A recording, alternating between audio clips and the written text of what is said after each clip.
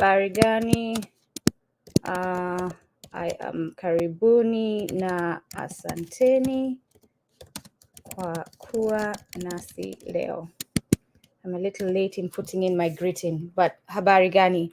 And I was still deciding, should I wear headphones or not, because I have my large headpiece today. I was in the mood for some color to brighten up the day. Yeah, let me quickly mute myself and stir my drink.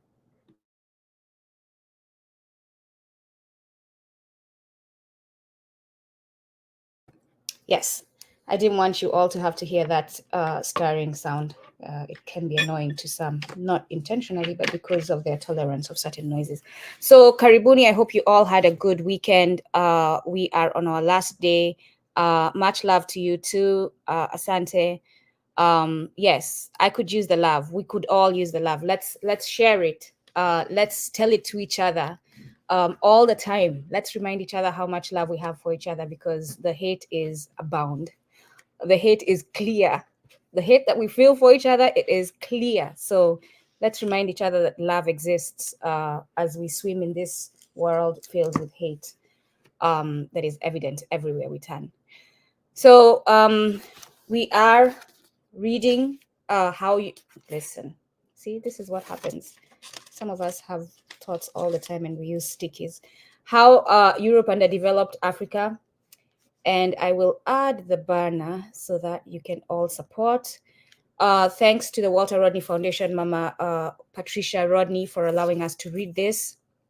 And that's the thing about reading books and having them more accessible, right? There are copyrights. So it depends on who owns the copyright, which is something for us to think about. We need to be the ones who start owning copyrights, because we have an African woman, Mama Patricia Rodney, who owns the copyright to this book. I was able to say, hey, we need to read this. Baba Rodney wants this known. Can we read this? And she said, yes, you can go ahead and do that. Unlike these white corporations who make you jump through hoops, I'm trying to coordinate some translations with some of them, and they have all these kinds of regulations and things you must follow. This is the way things are done, right? So we must own the publication companies. We must start allowing for a more accessible way of distributing the knowledge that is not limited and very elitist, right? Only a certain few can have access to knowledge, and then they tell the others what to do based on what they read. No, we are going to read. We will tell your observations, but we'll also read so that you can share your observations, which is what we're doing on Kumbukeni. We would like to hear what your thoughts are on what you've heard so far from Baba Walter Rodney. So please feel free to submit reviews to kumbukeni1 at gmail.com. I'll put the email there. We welcome reviews. Share them, put them out, let the knowledge spread. Let what we think of what's happening spread. Let it be known, so that it's not just these people in their social structure telling us what they think of us. We're telling them what we think of ourselves, and they can take it or leave it. Today, I'm going to start by reading something that I encountered at an event this week. I attended an event of African-American, Black African people in the United States, educators, some last week, and they were talking about the importance of Africana studies, right? Black studies, studies about us in the education system, in the United States education system. And you know that this is something that is a threat. Like, it's a joke that I'm saying that. It sounds like a joke, but it's not. It's actually happening in the United States, that they are threatening to take this. Some of them have already threatened. Some teachers are facing legal action because they are teaching African history. And so what this book does, and you can see who the author is so that I am not, and you know what, as far as copyright, listen. Yes, this is what this book says. What can I do with a Black Studies major? I'm just going to read the 150, well, not 150 answers, but the main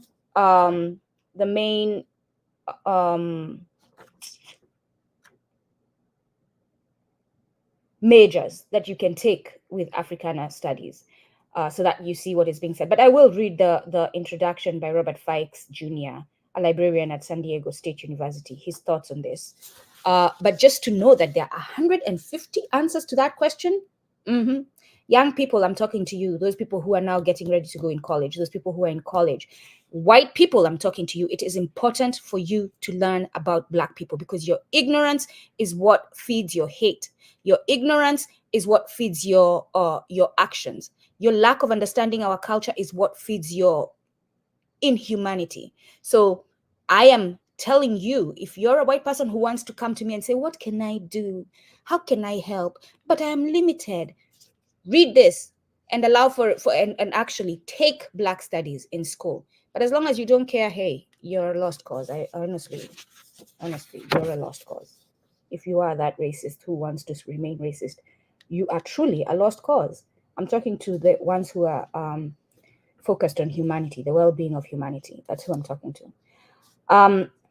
He says, the interdisciplinary field of Black studies, alternatively called African American studies, Afro-American studies, and by the way, African countries, I'm talking to you too.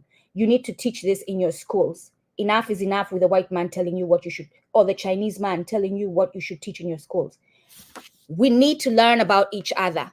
On the continent, you must teach African American history. On the continent, you must teach African Caribbean history. On the continent, you must teach global African history. Must. I'm not asking. I'm telling you, you must. If you're going to call yourself independent, you have to teach this history. The interdisciplinary field of Black studies, alternatively called African American studies, Afro-American studies, Africana studies, Pan-African studies, or Afro-ethnic studies, depending on the school where it is offered, is a relative newcomer on the academic scene, and its proponents have had to defend its theoretical underpinnings and practicality, something which the traditional liberal arts field are also challenged to do, but not to the same extent. Since the establishment of the nation's first Black Studies Department in 1968 at San Francisco State University, and despite the wide acceptance and institutionalization of Black studies in academia, there still remains the nagging question about its ability to produce outstanding citizens equal in quality to individuals who, as undergraduates, majored in, say, history or English or art. And that is all based on racism, by the way. That issue, the fact that that is an issue, is racism. And as long as you support that as an issue, you're racist. Black studies have now been around long enough to notice its handiwork. Men and women constructively contributing to society, employed in a wide spectrum of professions. It is a difficult task to compile a list of noteworthy people who majored in Black studies because there are so many who could easily qualify. This list merely scratches the surface. Black studies attracts a broad span of interested scholars, not only persons of African descent, but also persons of European, Asian, Latino, Middle Eastern, and Native American descent are represented in the list.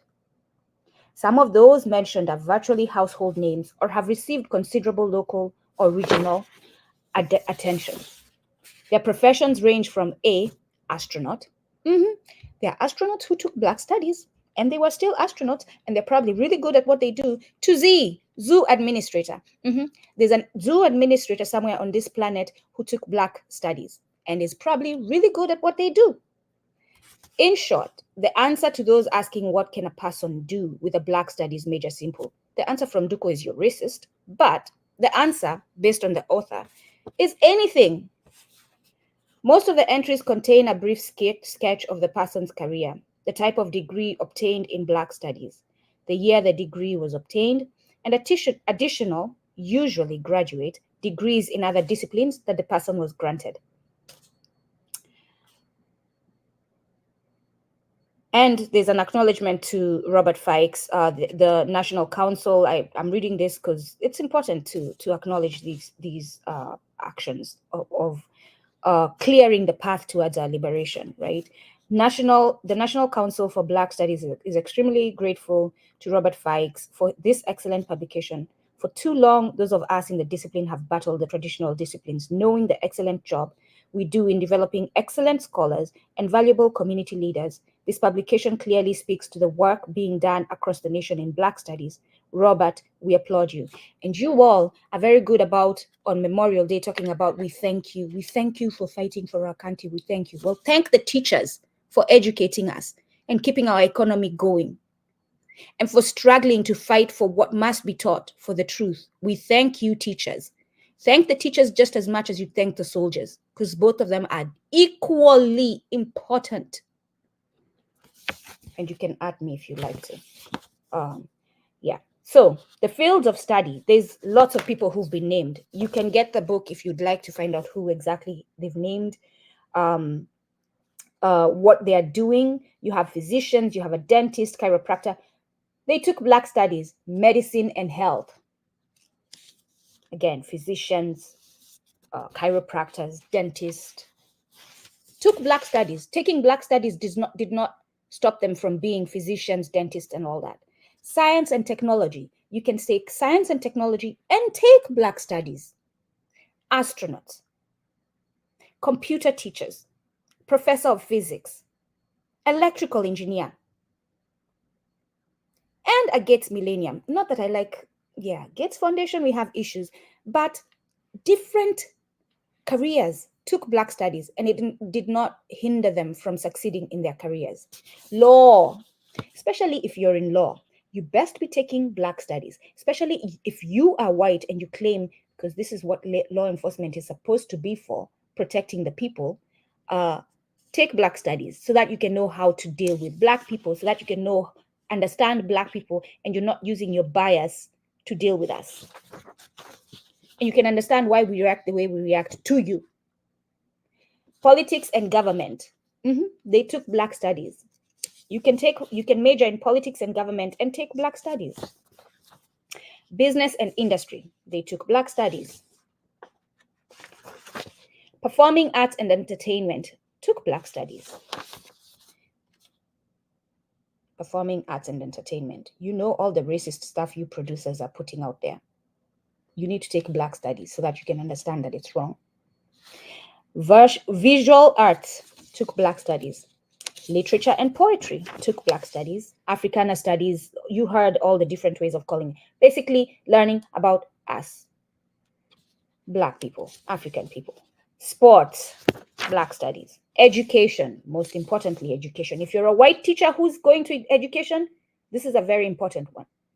If you are a white teacher who's going to education, and this is if you don't want me to call you racist, because when I see you, I'll punch you out. If you're teaching my children and I see you're racist, I'll call you out. And my kids usually are scared to tell me about those teachers because they know I will call them out. If you don't want me to call you out, or if you want to stand in your pride of racism, even if I call you out, don't bother with this.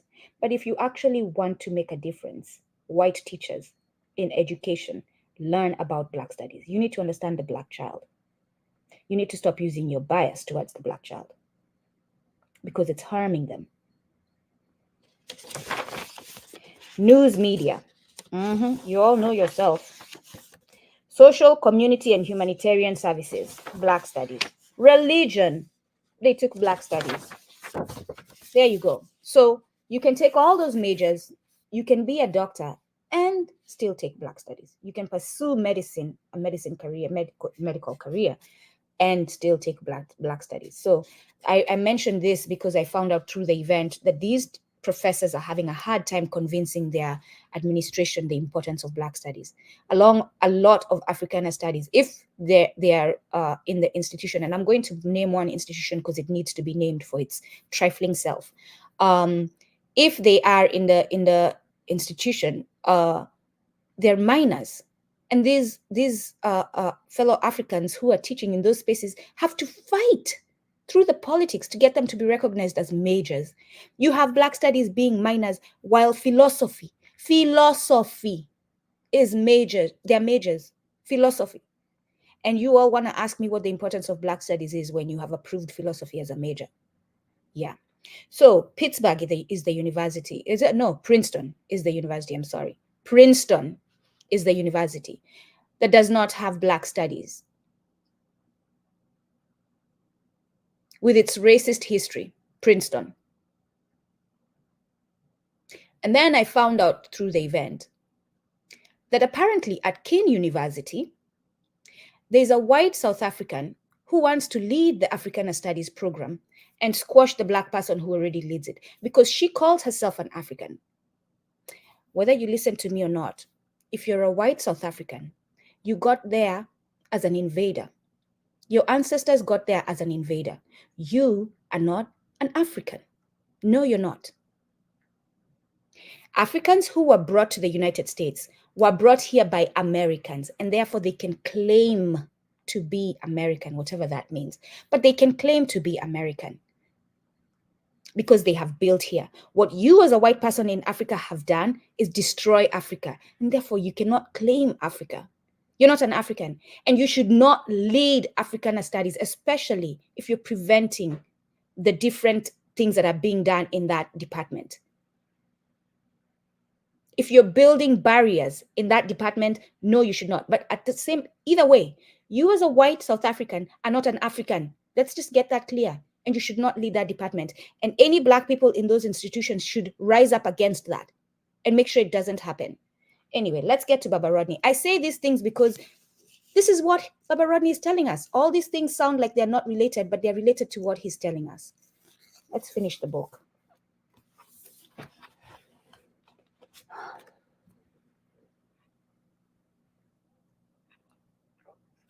It was very, very upsetting to sit there and hear the struggles of my fellow Africans in the education field. It is a common myth. We are, for those of you who are following on the book, and thank you all for joining us, we are on page 312. Please put your questions, observations in the chat. You can submit them to our email. And by the way, if you can support the Walter Rodney Foundation, the link is on the bottom. Take-action. You can find out whatever it is that they're doing that you can support in. It will be there. You can purchase the books and send them to people on the continent. Send them to people who cannot buy them. Send them to students. And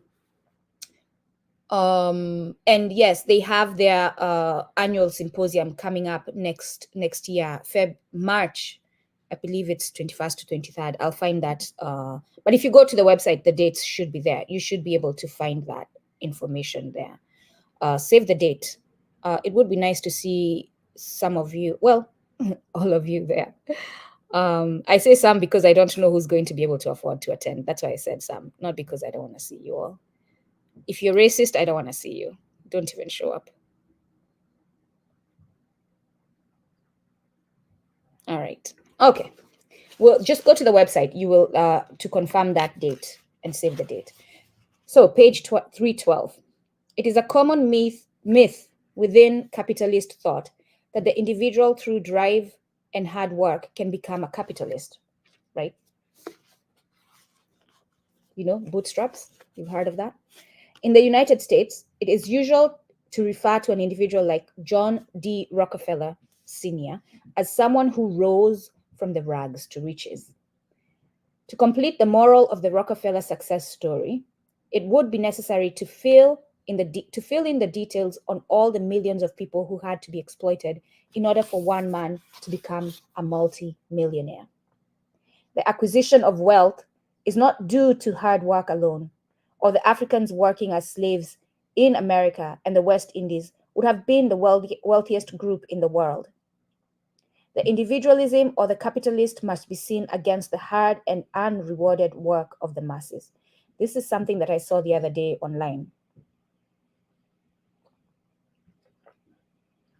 And mentioning this does not mean that everyone else is not hardworking. If indeed success was based on hard work, the African woman should be very successful, because you all know African women work hard. You all have seen them. You've all been raised by them. The idea of individualism was more destructive in colonial Africa than it was in metropolitan capitalist society. In the latter, it could be said that the rise of the bourgeois class indirectly benefited the working class through promoting technology and raising the standard of living. But in Africa, colonialism did not bring those benefits. It merely intensified the rate of exploitation of African labor and continued to export the surplus. In Europe, individualism led to the entrepreneurship and adventurism of the type which spearheaded Europe's conquest of the rest of the world. In Africa, both the formal school system and the informal value system of colonialism destroyed social solidarity and promoted the worst form of alienated individualism without social responsibility. That happens today. I need to take care of my people. I am concerned about my children. I cannot be bothered. That is not my business. Mhm. That delayed the political process through which the society tried to regain its independence. Up to this point, it has consistently been held that development is rooted in the material environment, in the techniques of production, and in the social relations deriving from people's work. There are what are known as conspiracy theories of history, by which the happenings of whole epochs are presented as being the secret scheming of one group or another. Such an approach is not to be recommended in the study of Africa's relations with Europe. However, with regard to colonial education policy, one comes closest to finding the elements of conscious planning by a group of Europeans to control the destiny of millions of Africans over a considerable period of time intending into the future. Let's read that one more time. And that's basically the relationship in a nutshell, but we'll continue reading Baba Rodney. However, with regard to colonial education policy, one comes closest to finding the elements of conscious planning by a group of Europeans to control the destiny of millions of Africans over a considerable period of time extending into the future. So this African 2063 plan, yeah. The planning of colonial education for the subjugation of Africa was most fully displayed by the French, because French politicians and administrators had the habit of openly expressing their thoughts on Africa. Therefore, the words of the French colonialists themselves will be cited here to illustrate how the colonial education system did not leave vital political matters to chance, but was consciously carrying out policies hostile to the regaining of freedom by African peoples.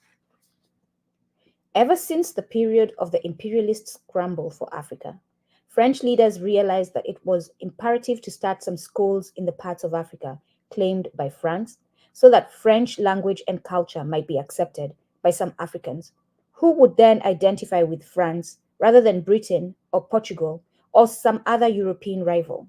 I read that and I remember there's an event coming up in Africa sometime in February, a linguistic event. According to the event, they are going to be the event will be held in primarily in African indigenous languages. So I look at the list. English is at the top. They name some African languages, and they name Portuguese and they name French.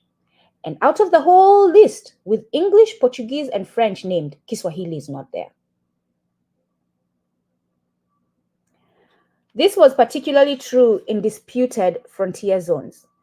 Eugene Etienne, a French minister at the start of the colonial era, stated that the extension of the French language was necessary as a measure of national defense.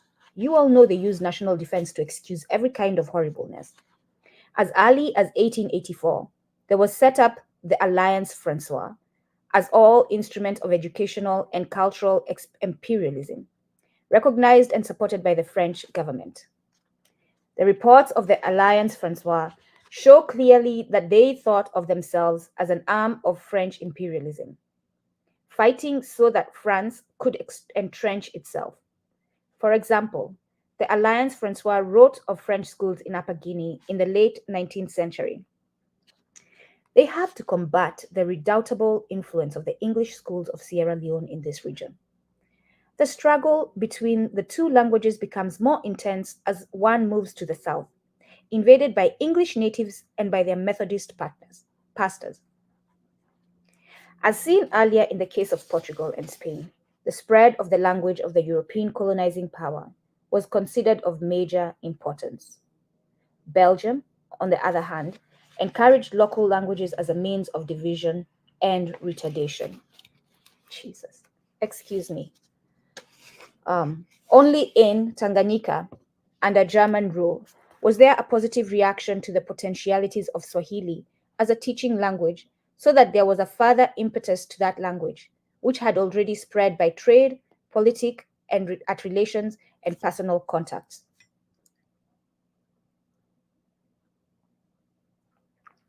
My point when I name that institution is, if you are going to host any event talking about it's going to be held in indigenous African languages, first of all, don't put French and Portuguese there. Those are not African languages. They might be spoken by a lot of Africans who were colonized, but they're not African languages. Please make sure Kiswahili is one of them. It is the official AU language. How are you not? There's no excuse sometimes for these things. Apart from language, the pillar of cultural imperialism in most colonies was religion. The church never played as important a role in French colonies as it did in other parts of Africa colonized by predominantly Catholic countries, Spain, Portugal, and the Protestant churches in British colonies also had a much more vital role than the church in French Africa.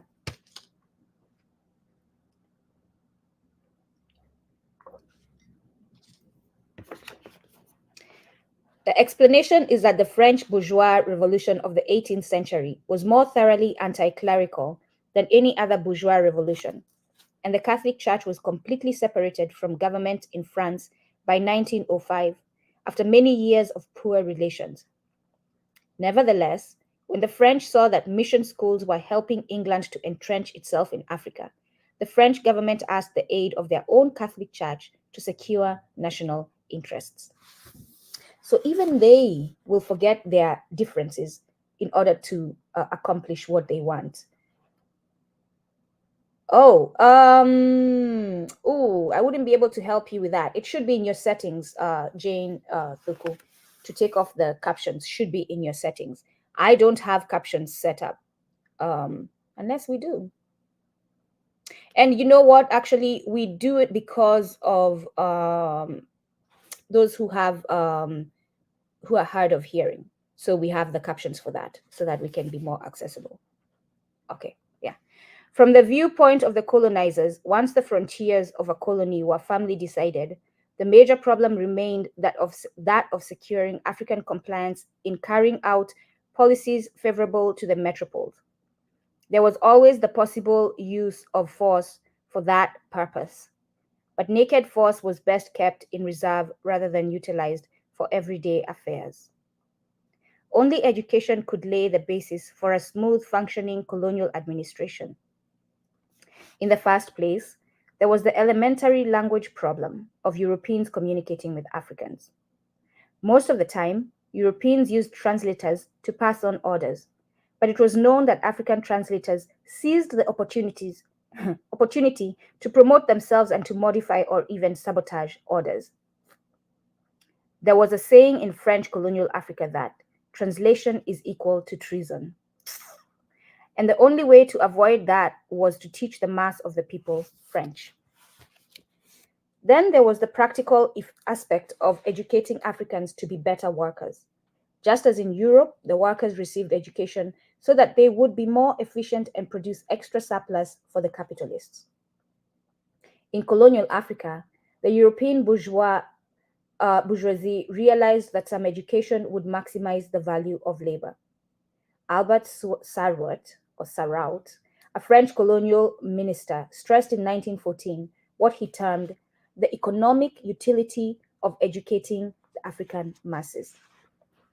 Several years earlier, the French had made a specific statement to the same effect on Madagascar. An ordinance of 1899 indicated the purpose of schooling was, first of all these ordinances during the colonial time, null and void. If you're an African country, you should at full chest come out and say, null and void, we do not recognize them. They should all be banned from the future dealings. Well, the Ordinance of 1899 indicated that the purpose of schooling was to make the young Malagasy faithful and obedient subjects of Franco, and to offer an education which would be industrial, agricultural, and commercial, so as to ensure that the settlers and various public services of the colony can meet their personnel requirements. That not only is Madagascar, that applies to all African nations that were colonized. That is why they taught you. That's why they built the education system, for that sole purpose.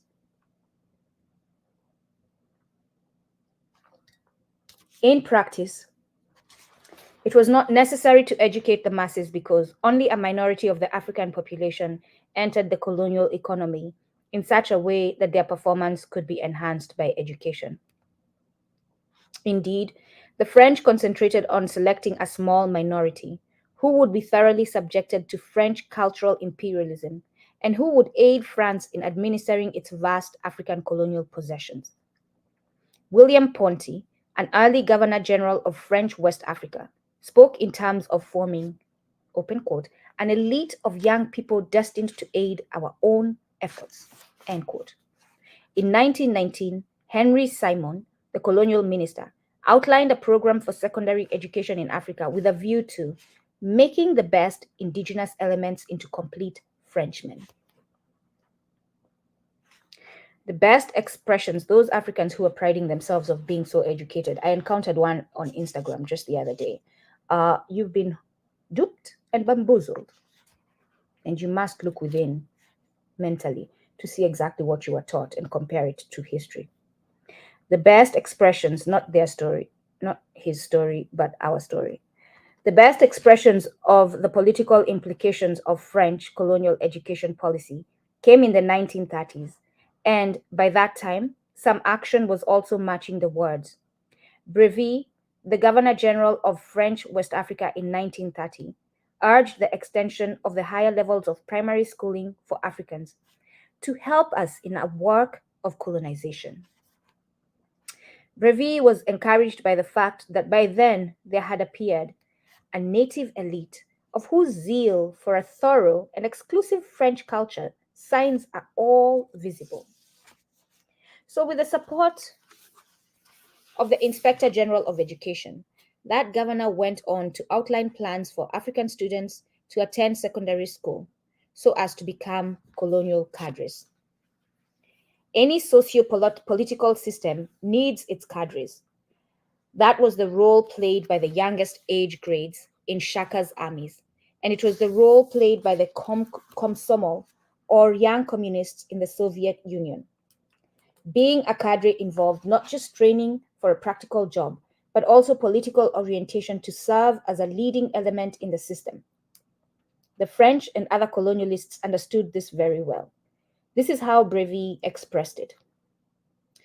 It is in no wise merely a matter of turning out hatches of apprentices, clerks, and officials according to the fluctuating needs of the moment. The role of these native cadres is much wider. Only in North Africa, with its heavy white settler population, did the French find it unnecessary to encourage a local elite to run affairs under the direction of the metropolis and the governor. Although even in Algeria, there emerged a number of subjects called the Beni Oi Oi, literally the yes, yes men. That's a good one. We can start using that. The yes, yes men. Or we can just use the Beni Oi Oi, who always assented to carrying out French instructions in opposition to the interests of most of their brothers. I work with them. Another far-sighted aspect of French political policy in the education sphere is the manner in which they forced the sons of chiefs to acquire education. It was a deliberate attempt to capture the loyalty of those persons who had previously held political power in independent Africa, and it was an attempt at continuity with the pre-colonial phase.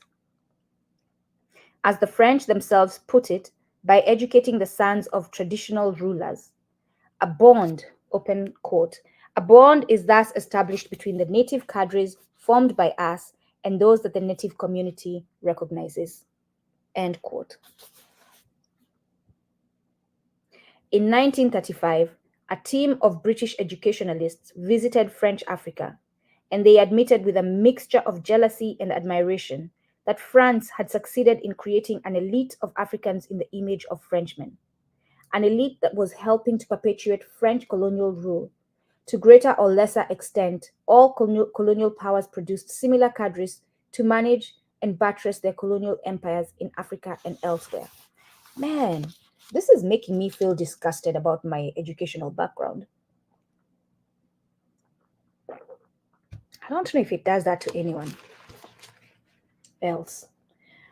You know how hard we worked so that we could sound like our English was perfect, which means sounding British.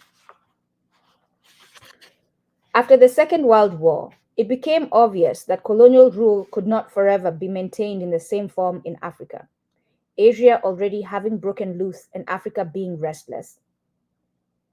When the awareness that the end was in sight became generalized, the metropolitan powers turned to their colonial cadres and handed to them the reins of policy in politically independent Africa.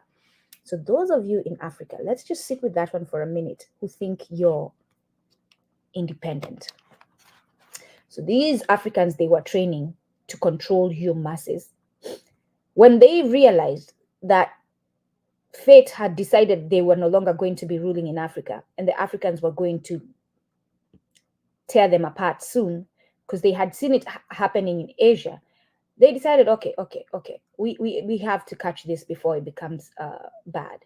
We need to make sure we established a way that we're going to still be in control, but it seems like they are independent. So let's quickly.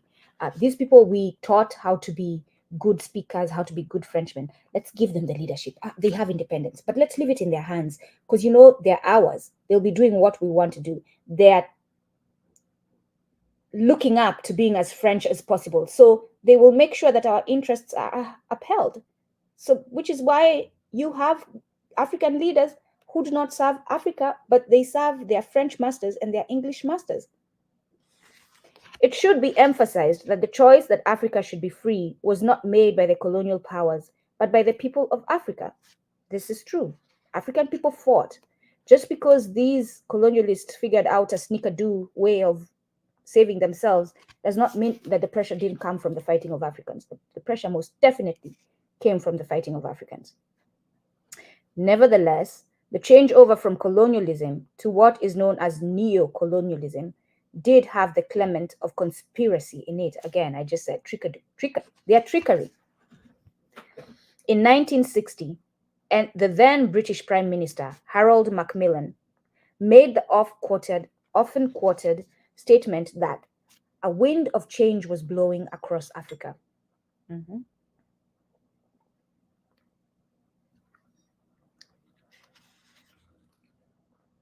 That was the bourgeois way of expressing what Chinese Premier Zhou Enlai was soon to assert, namely, that Africa was ripe for revolution. In order to delay or hijack the African Revolution,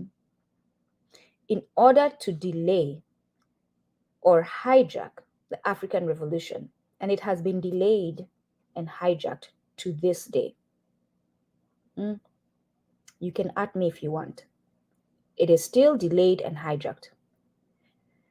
The colonizing powers turned to a group which they had already created for a different purpose: the elite of colonially educated Africans, from among whom were selected wherever possible those who were most suitable for elevation to political leadership.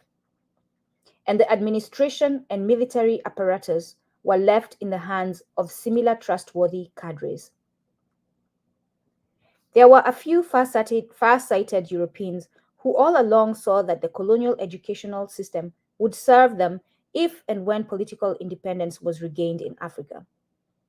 For instance, Pierre Fonsin, a founder of the Alliance Française, stated at the beginning of this century that it is necessary to attach the colonies to the metropole by a very solid psychological bond, against the day when their progressive emancipation ends in a form of federation, as is probable, that they be and they remain French in language, thought, and spirit. So here's my question to you all Africans. Knowing that this is what they had planned for you, why would we continue speaking French? Why would we continue speaking Portuguese? Why are we continuing speaking these languages? I'm talking to you West Africans. Yes, and us, English. When we are together, we need to start speaking our languages. I said to my nieces, English is a language of necessity. Only use it when needed. Otherwise, speak Kikamba and speak Kiswahili. Yet, it was the British who first appreciated that they should bow to the inevitable and grant African independence. While the French introduced a few African representatives into their own parliament in France so as to try and keep African territories tied to France, the British began to prepare to hand over to certain selected Africans.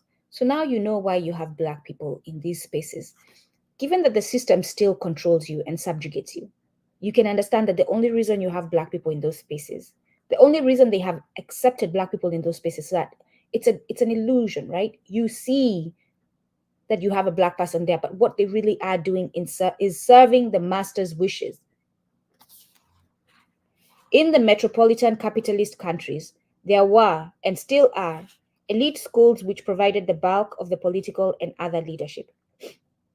The English public schools of Eton, Harrow, Rugby, and Winchester are well known as training grounds of the British ruling class, and by many authorities, they are considered more important than the universities to which the students of such secondary schools invariably go.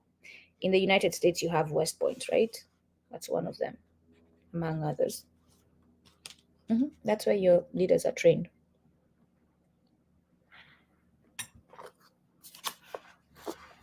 In France, at the secondary level, it was and still is usual to find that students emerging from places like the Lycée Louise Le Grand and the École Normale Supérieure Rue d'Ulm are the future cabinet ministers and top executives of that country.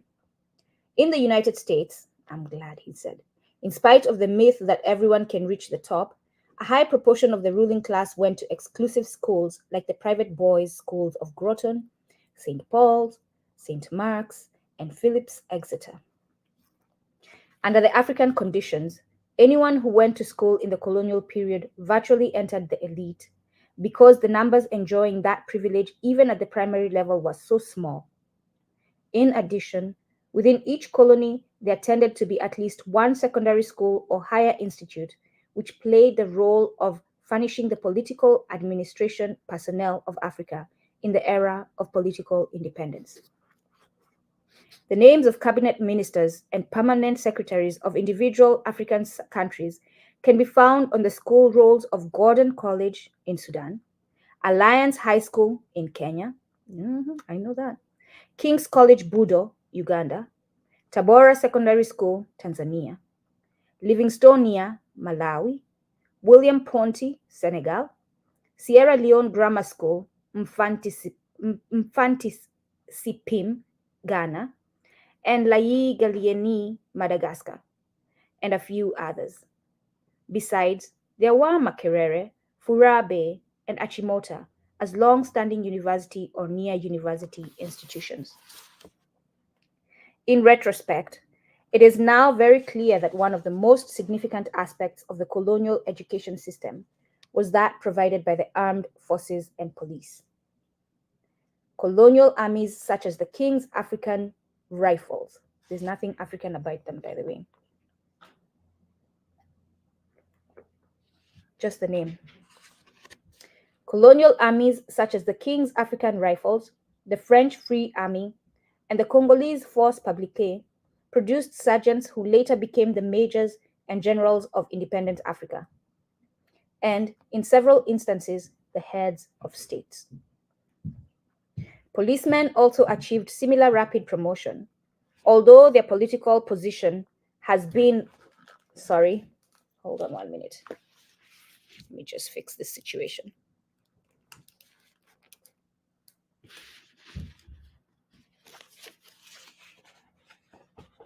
Sorry about that. Policemen also achieved similar rapid promotion, although their political position has been rather weaker than the military proper. Like their civilian counterparts, the future police and military elite were at one time trained to be simply low-level assistants to the colonial overlords. But once independence was in sight, they were judged by the colonizers to have the requisite qualities of colonial cadres, fit to be part of the ruling class of neo-colonial Africa. See, and the thing that these people did is believe that they were being given a ruling class position. They didn't realize they were still going to be servants, actually more servants than we are. Because they never get to do what they want, right? They have to do what the master says all the time. Master says, I want to visit Kenya and I want to give medals to these Kenyans. And I'm going to say, it is unfortunate what happened between us, our common history. And you say, yes, Amasa, yes, Amasa. Right? As Baba Rodney said, what were they called again? The Bon Ui people. The Beni Ui, literally the yes, yes men. In a few instances, the colonial powers towards the latter part of the colonial period rushed to train a few Africans at the metropolitan higher institutions of scientific violence, notably Sandhurst Military Academy. Scientific violence, like for real. These people are so devoid of morals, it's not even funny. Notably Sandhurst Military Academy and Hendon Police School, Britain, and Cyr is CYR Military Academy in France. Sierre, I don't know. Those few who were selected, give me a quick second. Those few who were selected for such training became the cream of the military elite, corresponding to those African civilians who went to university, either in Africa or abroad. Most of what emerged from the colonial education system was not unique. Educational systems are designed to function as props to a given society, and the educated in the young age groups automatically carry over their values when their turn comes to make decisions in the society.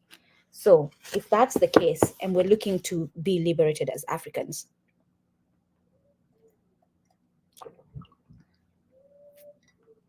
the first thing we must make sure we liberate is our education.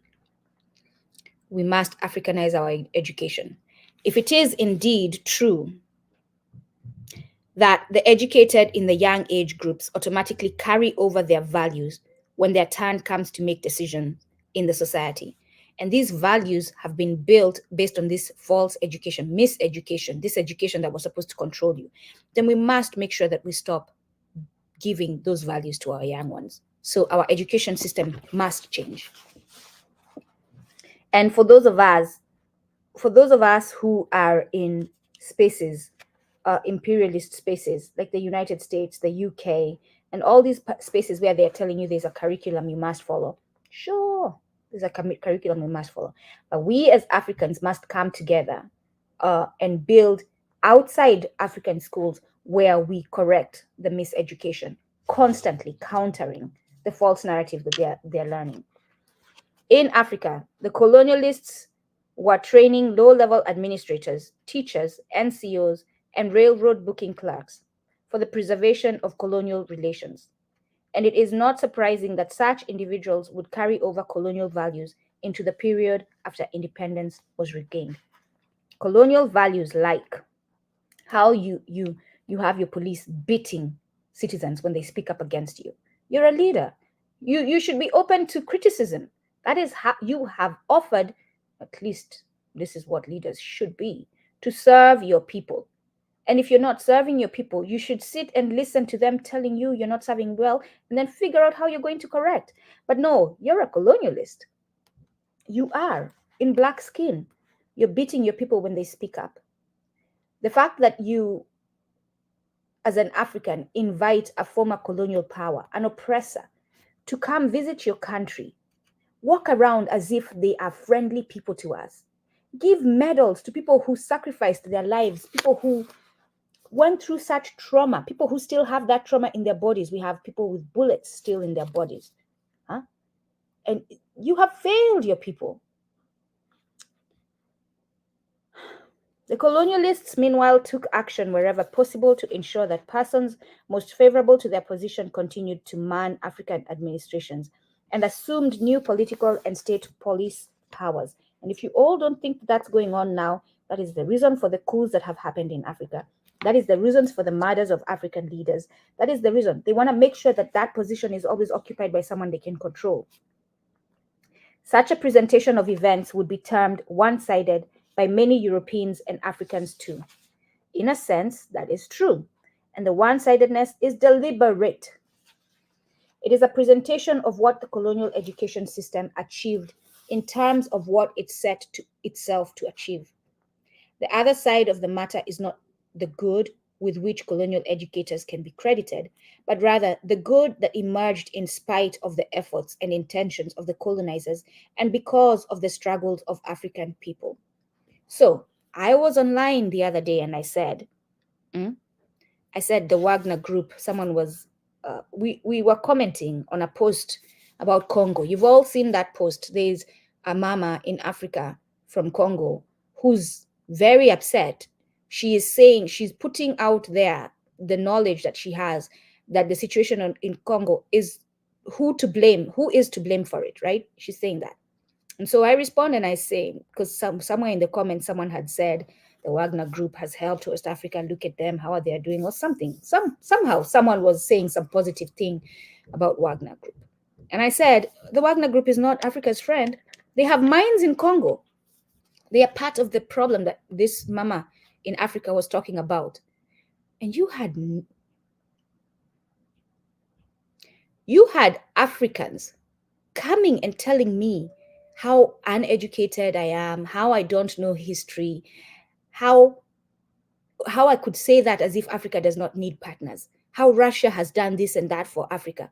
I'm like, really? You're still falling for that? The little good that by chance happens as they are exploiting us, that's what you're holding on. I don't think China had any partners when it kicked British out of their country, as far as the West. And you all can correct me. Did China call the US to do that? Please correct me. Maybe they did. Maybe they were helped by Russia. Please, I'm not that familiar with that history, how China freed itself from colonialism. Development by contradiction. The only positive development in colonialism was when it ended.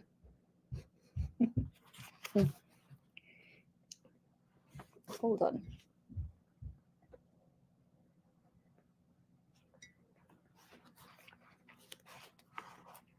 It is the purpose of this section to sketch briefly how that development came about, with particular reference to the role of the educated sector. In contrast to a subjective interpretation of what was good about colonialism on the one hand and what was bad on the other hand, there is the approach which follows closely the aims and achievements of the colonizers and the counter aims and achievements of African people. Just give me a second. I am drinking my medical drink and it's very tart. And so I needed some water to soothe the throat. Sorry. In contrast to a subjective interpretation of what was good about colonialism on the one hand and what was bad on the other hand, there is the approach which follows closely the aims and achievements of the colonizers and the counter aims and achievements of the African people. Sometimes, Africans were restricted merely to manipulating colonial institutions as best they could, but, in addition, certain fundamental contradictions arose within colonial society, and they could only be resolved by Africans regaining their sovereignty as a people. Analysis based on the perception of contradictions is characteristic of Marxism. Thus, Soviet historians approach the disintegration of colonialism within the following framework. Colonialism fettered the development of the enslaved peoples. To facilitate colonial exploitation, the imperialists deliberately hampered economic and cultural progress in the colonies, preserved and restored obsolete forms of social relations, and fomented discord between nationalities and tribes. However, the drive for super profits dictated development of the extractive industry, plantations, and capitalist farms, and the building of ports, railways, and roads in the colonies. In consequence, social changes took place in the colonies, irrespective of the will of the colonialists. New social forces emerged: an industrial and agricultural proletariat, a national bourgeoisie, and intelligentsia.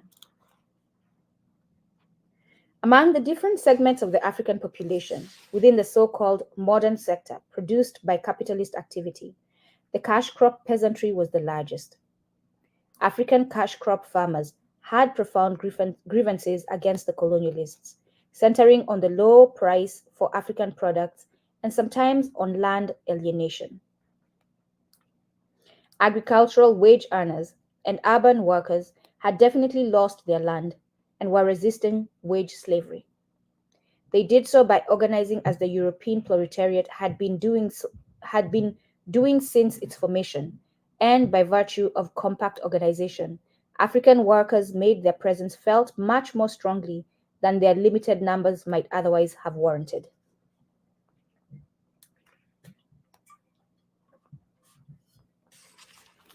In the end, the numerical preponderance of peasants and of who had one foot in the subsistence sector was registered in the mass parties. But while peasants depended upon sporadic revolts and boycotts to express their grievances, wage earners were engaged in a more continuous process of bargaining, petitioning, and striking. The smallest of the social groupings was that of the educated elite or intelligentsia. As noted earlier, the number of Africans receiving education in the colonial period was so small that anyone who went to school was privileged and belonged to an elite. There were only a few lawyers and doctors, concentrated mainly in North and West Africa. Generally speaking, the intelligentsia were students, clerks, and teachers. The group of the educated also overlapping with that of organized labor leadership, with the traditional African ruling stratum, with ex-servicemen and police, and with traders and independent craftsmen. Altogether, the educated played a role in African independence struggles far out of proportion to their numbers, because they took it upon themselves and were called the educated. They took it upon themselves and were called upon to articulate the interests of all Africans. They were also required to provide the political organization that would combine all the contradictions of colonialism and focus on the main contradiction, which was that between the colony and the metropole. The contradiction between the educated and the colonialists was not the most profound. Ultimately, it was possible for the colonizers to withdraw and to satisfy the aspirations of most of the African intelligentsia without in any way relieving the peasant and worker majority, who were the most exploited and the most oppressed.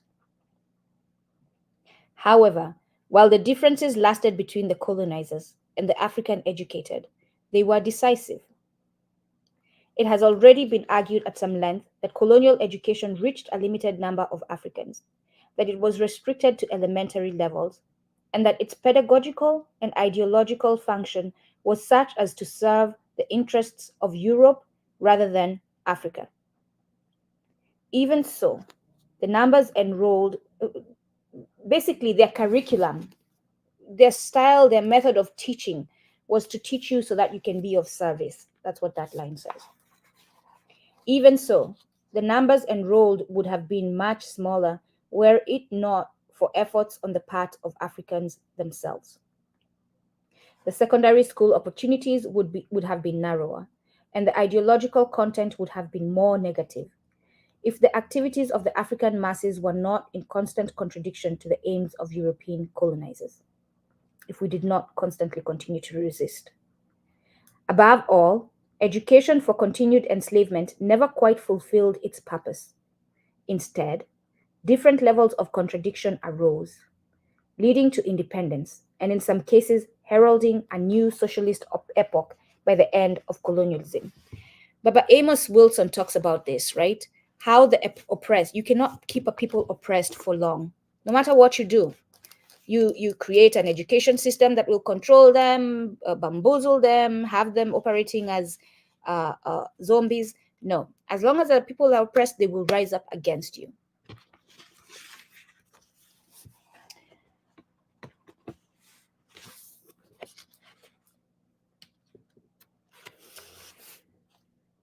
If there is anything glorious about the history of African colonial education, it lies not in the crumbs which were dropped by European exploiters, but in the tremendous vigor displayed by Africans in mastering the principles of the system that had mastered them.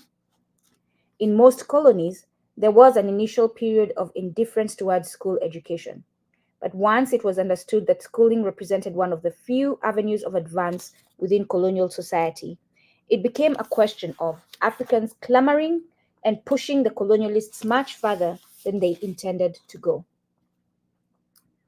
When Africans took great pains to enter the cash crop economy, that generally suited European capitalist ends. But African initiatives in the sphere of education were producing results antagonistic to at least some of the purposes of colonial exploitation. Education in French colonial Africa has been referred to several times from the viewpoint of French policy. French administrators also commented on African efforts to go beyond the limited number of cadres that the French had in mind and whom the French were prepared to subsidize out of African taxes. In 1930, the Governor General of French West Africa reported, "Each new school that is opened is immediately filled to overflowing. Everywhere, natives in their multitude are clamoring to be educated. Here, a chief wants a school of his own, so he builds it. Or again, some village or other may offer to hear the cost of fitting out a school. At certain places on the Ivory Coast, the villagers pay the teachers out of their own pockets. Our pupils often come from distances of 20 to 50 kilometers." That's what the general said.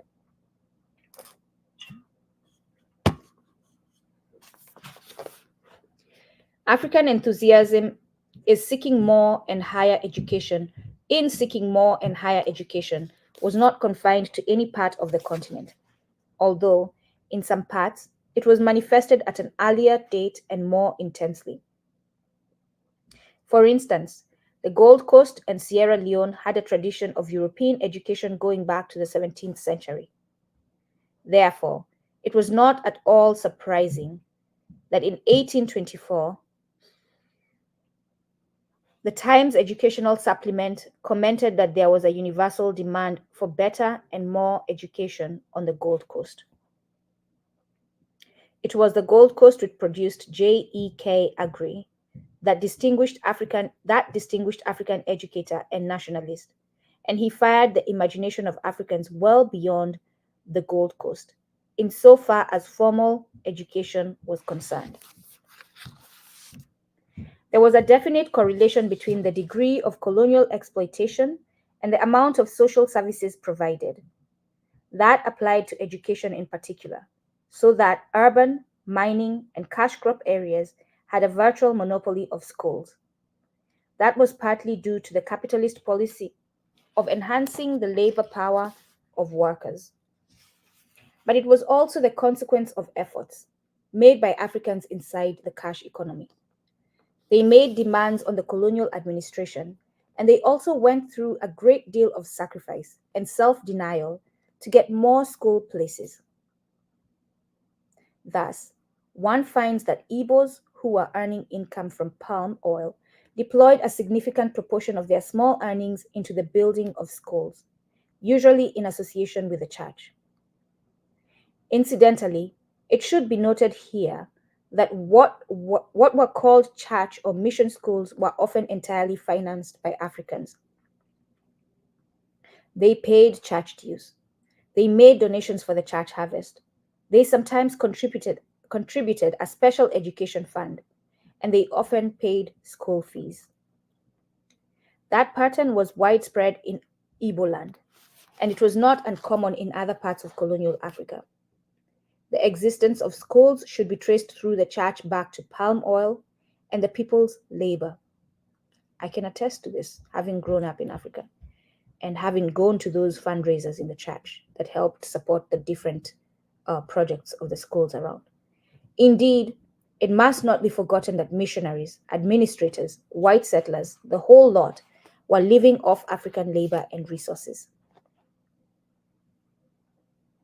In the cash crop areas of British Africa, it also became the practice to try and use the agricultural produce boards and similar institutions to finance education.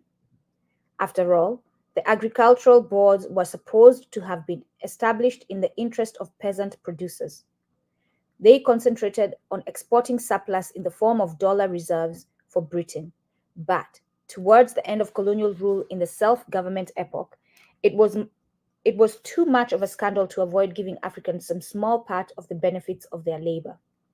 And so the produce boards were prevailed upon to make some funds available for education. Their guilt is what made them do that. For example, and their shame. For example, in 1953, the Uganda Legislative Council voted to spend about 11 million pounds from the Cotton Price Stabilization Fund on welfare schemes, with agricultural education receiving a big slice. Among those Africans who did somewhat better than their brothers financially, some philanthropy was expressed in terms of helping African children go to school. The historical records of African education under colonial rule reveal certain tidbits, such as the fact that the first secondary school was established in Somalia in 1949, not by the colonial administration or on the initiative of the church, but by a Somali trader.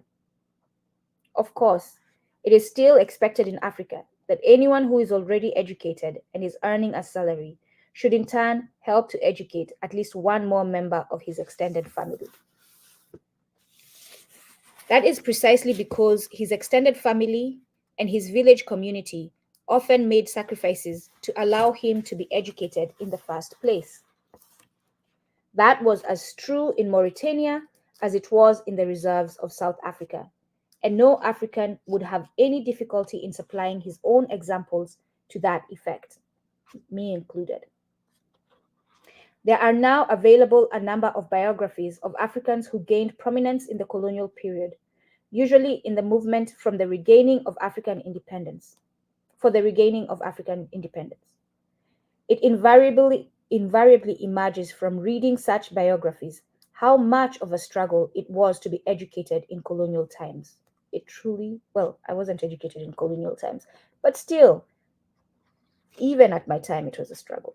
The same conclusion can be reached through reading the modern African novel, because the novelist, but you know what, actually, I've heard stories from my uncle, I've heard stories from my father of the difficulties they had going to school back then, because they grew up during colonial times. The same conclusion can be reached through, in fact, my uncle used to tell a story about a white professor that was just horrible to them. The same conclusion can be reached through reading the modern African novel, because the novelist, while writing what is called fiction, is concerned with capturing reality. Apologists for colonialism talk as though education were a big meal handed down to Africans on a platter. It was not. The educational crumbs dropped were so small that individuals scrambled for them.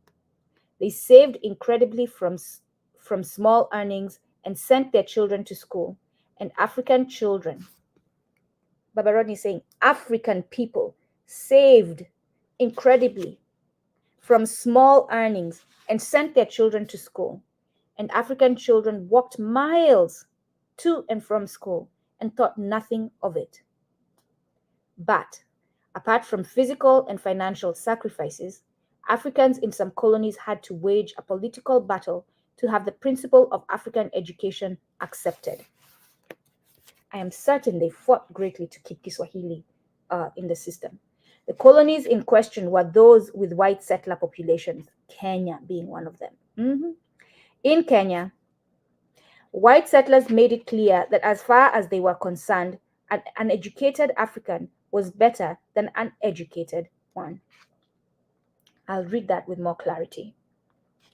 In Kenya, white settlers made it clear that as far as they were concerned, an uneducated African was better than an educated one, and that one with a rudiment of education was at least preferable to one with more than a few years of schooling. The Beecher Report, for those of you who've learned about the Kenya Land and Freedom Army, you've learned about the Beecher Report. That was part of their oath, was that they would not support the Beecher Report. The Beecher Report on Education in Kenya, produced in 1949. I'll put the spelling there. It is B, for those of you listening and not seeing the chat, Beecher Report on Education. And it's the 1949 Beecher Report on Education in Kenya. This is the white man's opinion of Kenyans, the Englishman's, that specific white man, was heavily influenced by white settlers, and it stated frankly, illiterates with the right attitude to manual employment are preferable to products of the schools who are not readily disposed to enter manual employment. Yeah. Because the white settlers were close to the center of political... Hold on real quick. Let me just see how much more is left. All right. We have quite a bit. And I'm getting tired of this situation with my headphones. So I'm going to adjust my situation. Yes. I will quickly pause. I will be back. We're going to quickly pause.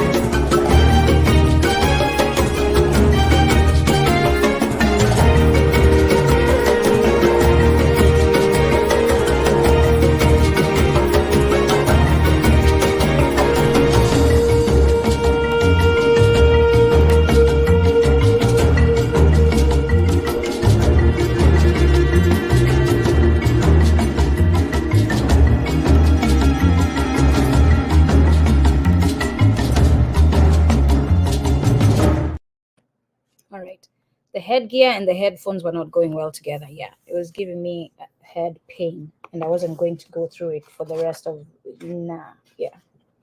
Okay.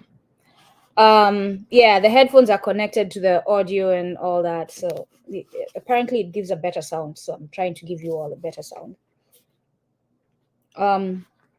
Because the white settlers were close to the center of political power in the colonial system, They were able to apply their principles to education in Kenya. Very little education went to Africans. In effect, that meant an exception to the rule that more social facilities followed heightened exploitation, but the Kikuyu, who were the most exploited in Kenya, did not accept the situation passively. One line of approach was to bombard the colonial government with demands, even though, and I will explain that so that I can give you the context. The Kikuyu were the most exploited because they occupied, they lived on the land that the white man wanted.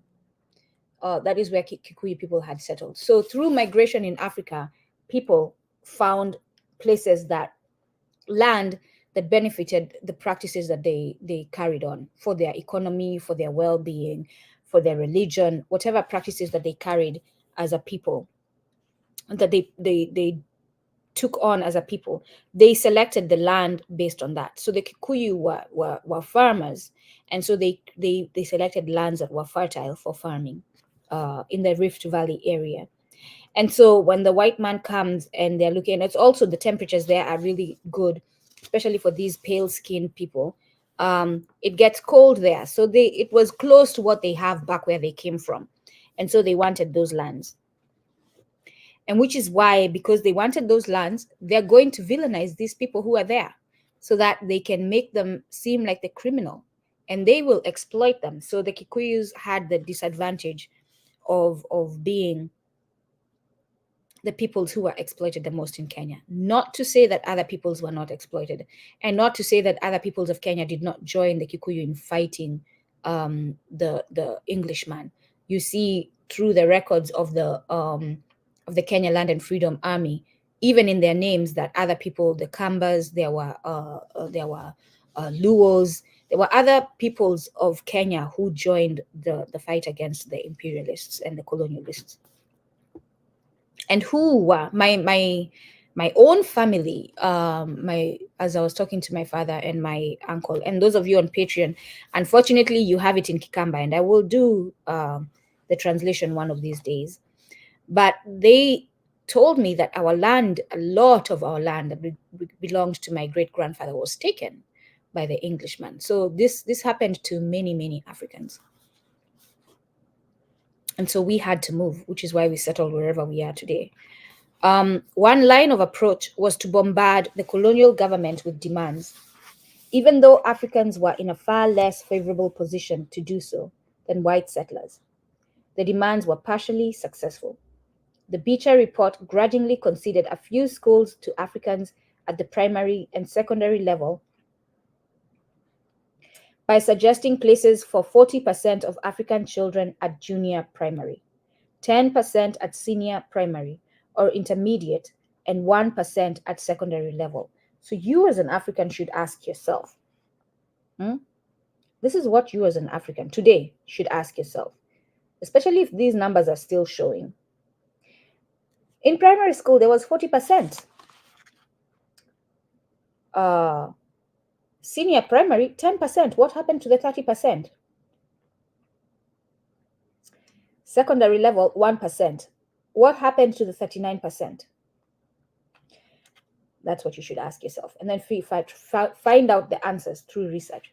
But by 1960, the number of primary schools was double what the whites thought should have been achieved by that date. And the number of secondary institutions was 3 times what the white settlers had succeeded in recommending. Besides, where the government was reluctant to build schools or to subsidize missionaries to do so with African taxes, there was an even greater incentive to handle educational matters directly. In Kenya, there was a spate of what came to be called independent schools, comparable to the independent churches, and, in fact, springing from independent churches for the most part.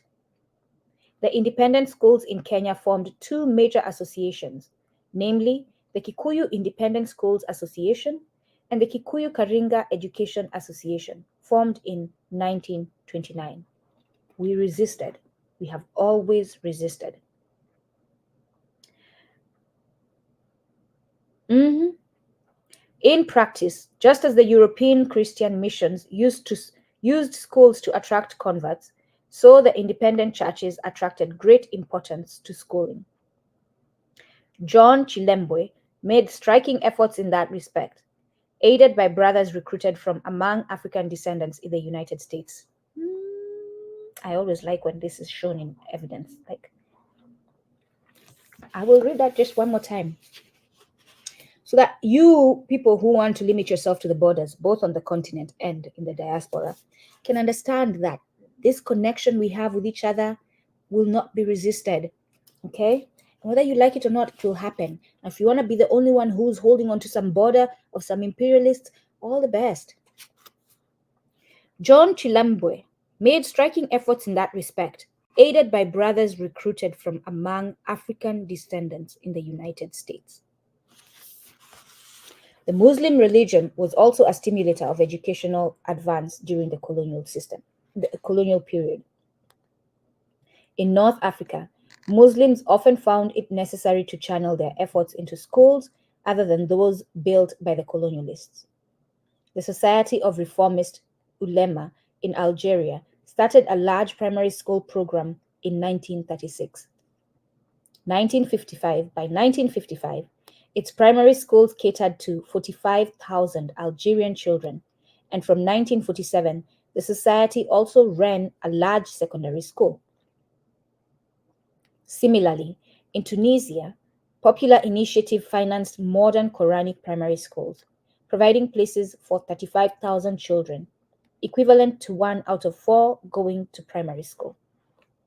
In Morocco, the Muslim schools that were established by popular effort possessed the unusual feature of aiming at women's emancipation by having a high percentage of girls, far higher than government schools. The French colonial administration deliberately kept mention of such schools out of their official report, of course, and they tried to keep their existence hidden from visitors. Another striking example of African self-help with regard to education was the project sponsored by the Graduates General Congress in Sudan. Founded by students, merchants, and civil servants in 1937, the Graduates Congress embarked on a program of school building. So Africans themselves took on school building. So even when these white people attempted to colonize us mentally and have us be subjugated and just following like zombies, some of us knew better. Some of us resisted. Some of us built for ourselves. Some of us took our children out of their system and built our own spaces. Within 4 years, 100 schools were opened with the help of voluntary contributions. A smaller but equally exciting experience was that of the Bugabo United Schoolboys Association, founded by 2 schoolboys in Mwanza, Tanganyika in 1947. 2 schoolboys. It was aimed at adult education and, in a short time, attracted over 1,000 people of all ages. The organizers set up a camp where they housed and fed those who turned up while imparting to them the rudiments of literacy. 2 schoolboys. That's who the founders are. When Kikuyu peasants or Ga market women or Kabile shepherds saved to build schools and educate their children, that was not entirely in accordance with the objective of the colonialists, who wanted cash crop payments and other money in circulation to return as profits to the metropoles through the purchase of consumer goods. In such small ways, therefore, Africans were establishing an order of priorities different from that of the colonialists.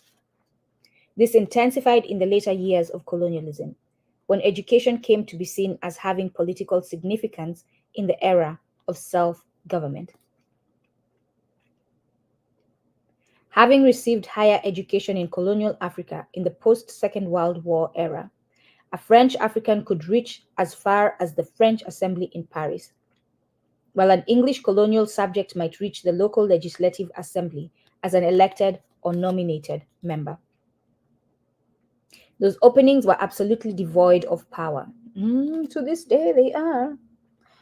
And they were opportunities that only the merest handful could achieve, but they were stimulants nonetheless, giving Africans the notion that considerable vertical mobility would accompany education. To this day. In French Equatorial Africa, in the late 1940s, it was the African governor, Félix Eboer, who spearheaded the demands for more education for Africans, and he was successful to some extent in forcing the hand of his masters in the French Overseas Ministry. In that same period and subsequently, it was also African effort in the legislative councils that kept the question of education to the fore.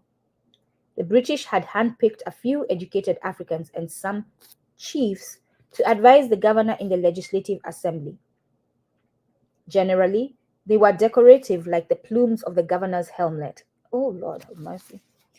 But on the issue of education, no African could possibly avoid at least voicing some dissatisfaction with the poor state of affairs. You can hear, and this was pointed out to me recently, and since it just happened, I'm going to point it out, right? Because we are decolonizing our minds, and this is part of it. Even my exclamations have been colonized. What business do I have saying, oh Lord, have mercy? Like, seriously, what business do I have saying Jesus Christ? But because of my upbringing that is very Catholic and very colonial, these are my remarks when I am exclaiming. I am working on decolonizing my mind in that area.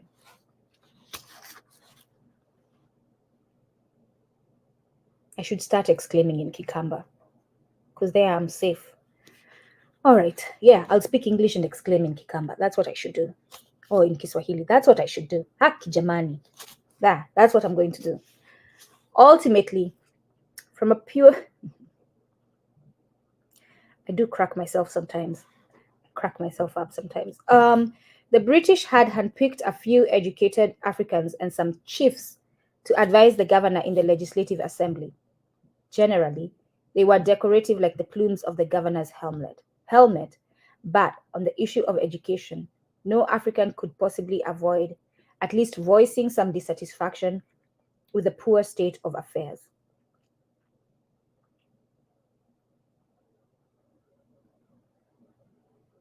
I just let that sit with me. Ultimately, from a purely quantitative viewpoint, Africans pushed the colonialists and the British in particular to grant more education than was allowed for within the colonial system. And that was an important and explosive contradiction that helped Africans regain political independence. So those of you who want to say, look at what they did for us. No. What they wanted to do for you was the bare minimum. What was done for Africans was by us. It has been observed that British colonies tended to create an educated sector that was larger than that which the colonial economy could absorb. The explanation for that lies in the efforts of African people. Although it is true that the French were more rigorous in rejecting African demands, keeping to their schedule of training only a cadre elite to serve French interests. As it was, in a colony such as Gold Coast, African efforts to achieve education undoubtedly went beyond the numbers required to service the economy. Gold Coast was one, and you have a lot of, that means in that situation you have a lot of educated Africans who are unemployed. Gold Coast was one of the first colonies to experience the crisis of primary school leavers, or the secondary school bottleneck. This is to say, among those leaving primary schools, many were frustrated because they could not find places in secondary schools, nor could they find jobs in keeping with the values they had obtained in school and in keeping with the internal stratification of African society caused by capitalism. This is continuing today. I have said this several times. I have siblings who have degrees, certificates, speak good English, are very capable, and they have no jobs. It is sometimes said that Kwame Nkrumah, and by the way, so that you understand that the Kenyan government is still colonial, you have children who will finish primary school, but because these standards that have been set by the colonial system that you still follow, You have requirements for them to meet certain marks so that they can go to secondary school, as if you will not teach that child to their level of understanding of your colonial system of education. Just teach them, right? So what? They got certain marks in primary school. Take them to secondary school. Maybe it will click when they get to secondary school. But do not shut down children or turn them away because they didn't meet this requirement that the white man has established for you.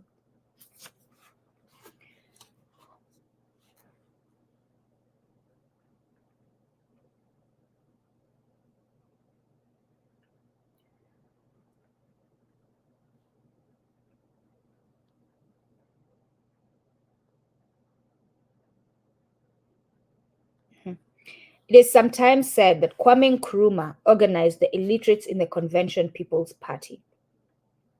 That was a charge contemptuously made by other conservatively educated Ghanaians who thought that Nkrumah was going too far, too fast. You black people, by the way, who do that. Man, I can't stand you. I'm pissed off at you. Black people who want to control how fast we walk towards our liberation. I have no business loving you or caring for you. I'm sorry. You're in the way, and move out of the way is what I say to you. We got work to do. Talking about someone is going too fast, too soon towards liberation. What kind of logic is that? In reality, the shock troops in Nkrumah's youth brigade, we're not going fast enough. Let me just say that. We're not going fast enough, Africans. We're not walking towards liberation fast enough. We're not getting rid of Western influence in Africa fast enough. We're not getting our minds right, decolonized fast enough. We need to increase the speed. Because you have kids in Congo dying as a result of us not decolonizing our minds fast enough. How is that, Nduku? How does us decolonizing our minds connect with what is happening in Congo? Because of our colonized minds, we keep having leaders that are saying, yes, Amasa, and inviting these people to the Congo. We keep having people, because of their colonized minds, who are saying Wagner is a good group. Look at what they did in Mali and Niger. Just because they gave you a kiss on your cheek does not mean that they're not going to slap you on the other side. Like now, they slapped you and then they kiss you on the other cheek, and you're like, oh wow, they gave me a kiss. You forget the slap. For real, Africans? So because of our colonized minds, we're still accepting a position of subjugation and thinking that we're doing so well. Talking about Kenyan economy is such a good economy. Kenya is doing so. Kenya is not doing well. No. Those headlines you hear Kenya is doing, that's the white man's opinion because they have an agenda and the neo-colonialists. Kenya is not doing well economically. No. They had been to primary school and could read the manifestos and the literature of the African nationalist revolution. But they were extremely disaffected because, among other things, they were relative latecomers on the educational scene in Gold Coast. And there was no room in the restricted African establishment of the cocoa monoculture. Colonial powers aimed at giving a certain amount of education to keep colonialism functioning. Africans by various means required more education. Lord have mercy. Jamani.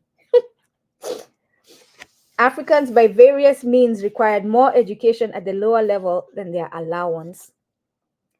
And this was one of the factors which brought about deep crises and forced the British to consider the idea of withdrawing their colonial apparatus from Gold Coast. The timetable for independence was also speeded up against the will of the British.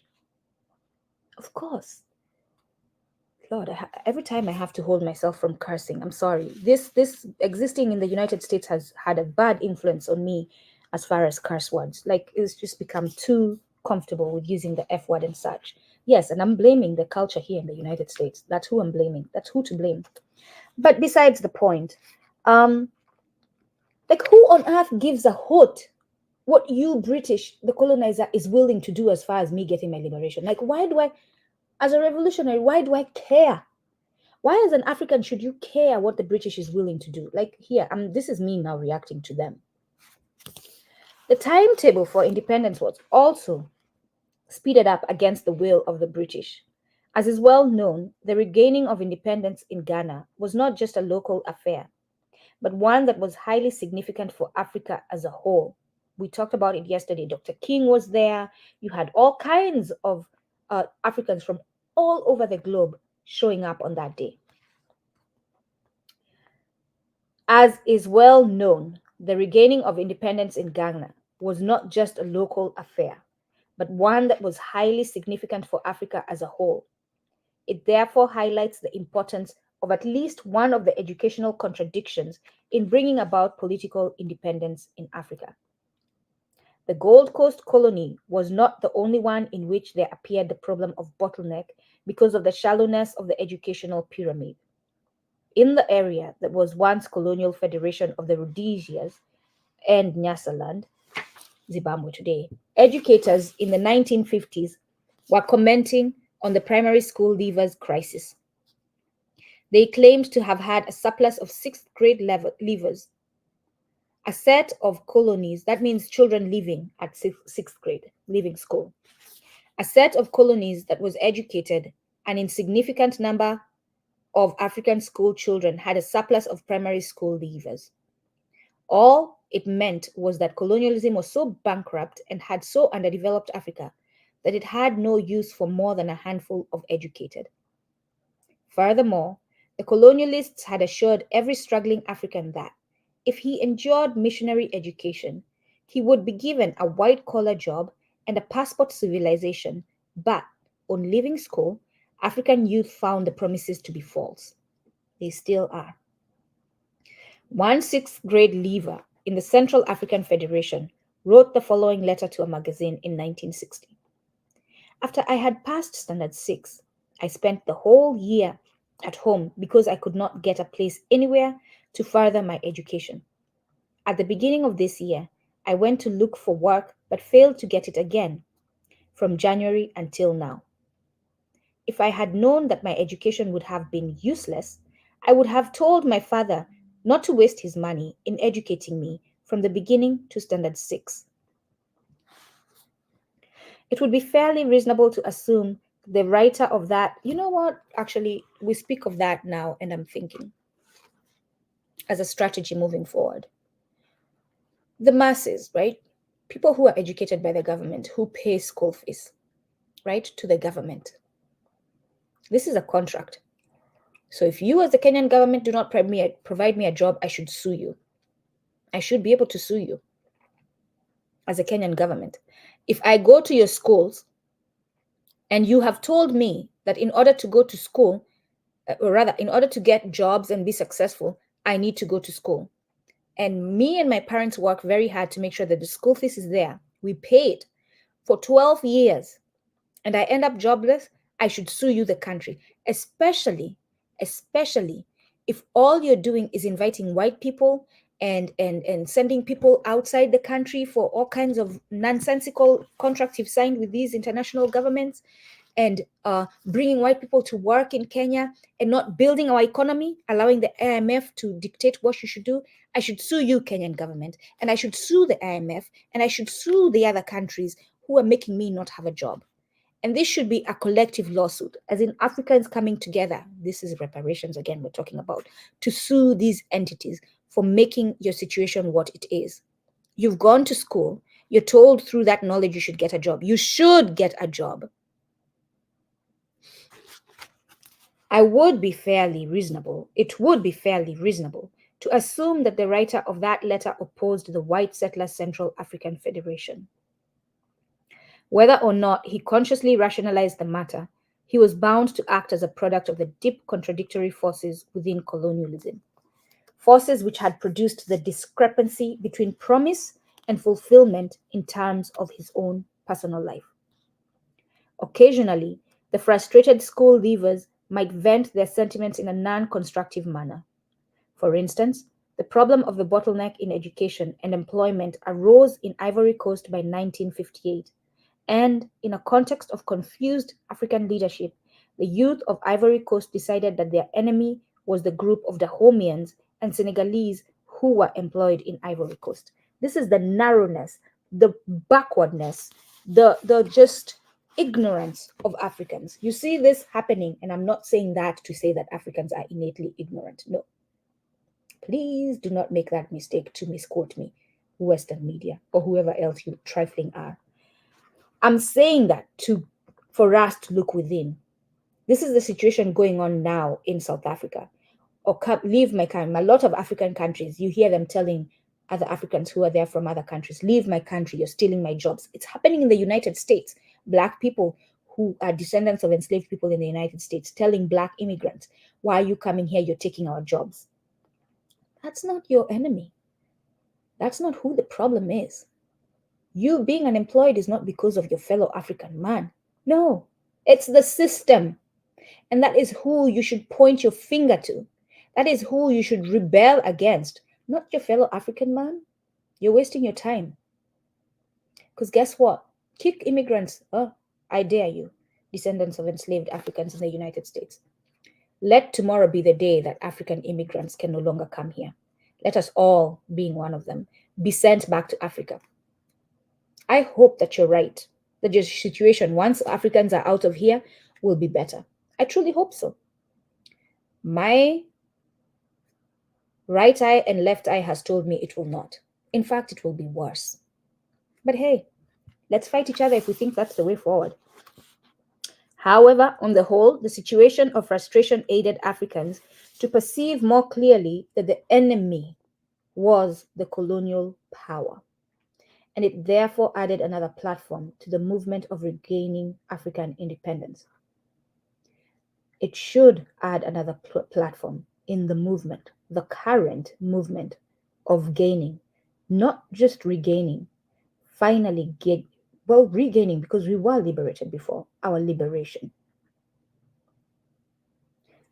We need to understand that the enemy is the colonial powers. They still exist. The United States government is a colonial power. We need to understand that the enemy are the ruling class, the elite, who control the system. Africans clashed with the colonial structure, not just over the quantity of education, but also over the quality. One of the key topics of disagreement was colonial agricultural education, to which reference has already been made. The colonialists seemed surprised that a continent of agriculturists should reject education which was supposedly intended to raise the level of their agriculture. Indeed, some Africans came out against agricultural education and other reforms to Africanize curricula for what appears to have been selfish elitist reasons. Some Africans were trifling, Baba Rodney is saying. For instance, one Guinean demanded that there should not be a single change from the teaching program as used in metropolitan France. Open quote, this Guinean, from Guinea. We want a metropolitan curriculum and the same diplomas as in France, for we are as French as the French of the metropoles, end quote. He declared, in Tanganyika, during German days, there were also protests against changing the formal and literally educational program, as it had been introduced body and soul from Europe. A prominent Tanganyikan African, Martin Kayamba, asserted that those who think that literary education is unsuitable for Africans ignore the fact that its importance and indispensability to any sort of education, and therefore deny the Africans the very means of progress. Those Africans still exist to this day. Statements such as the above have been seen in their correct context to understand that the African response was perfectly justified. The colonialist value system assigned a low value to manual activity and a high value to white-collar bureaucratic work. I have told you the story of the African woman I encountered online on Clubhouse, who was talking about she is teaching us Africans to create value in ourselves. And we were talking about the situation of mining, right? So the person, and she actually went ahead to talk about those who are laboring and all that, like in not a positive way, that they have not created value in themselves. and that to be behind the desk is creating value in yourself. I openly, right there in the public, because she was trifling in the public, told her she sounded like the colonialist, was very offended. I reached out to many people to get them to ask me for an apology.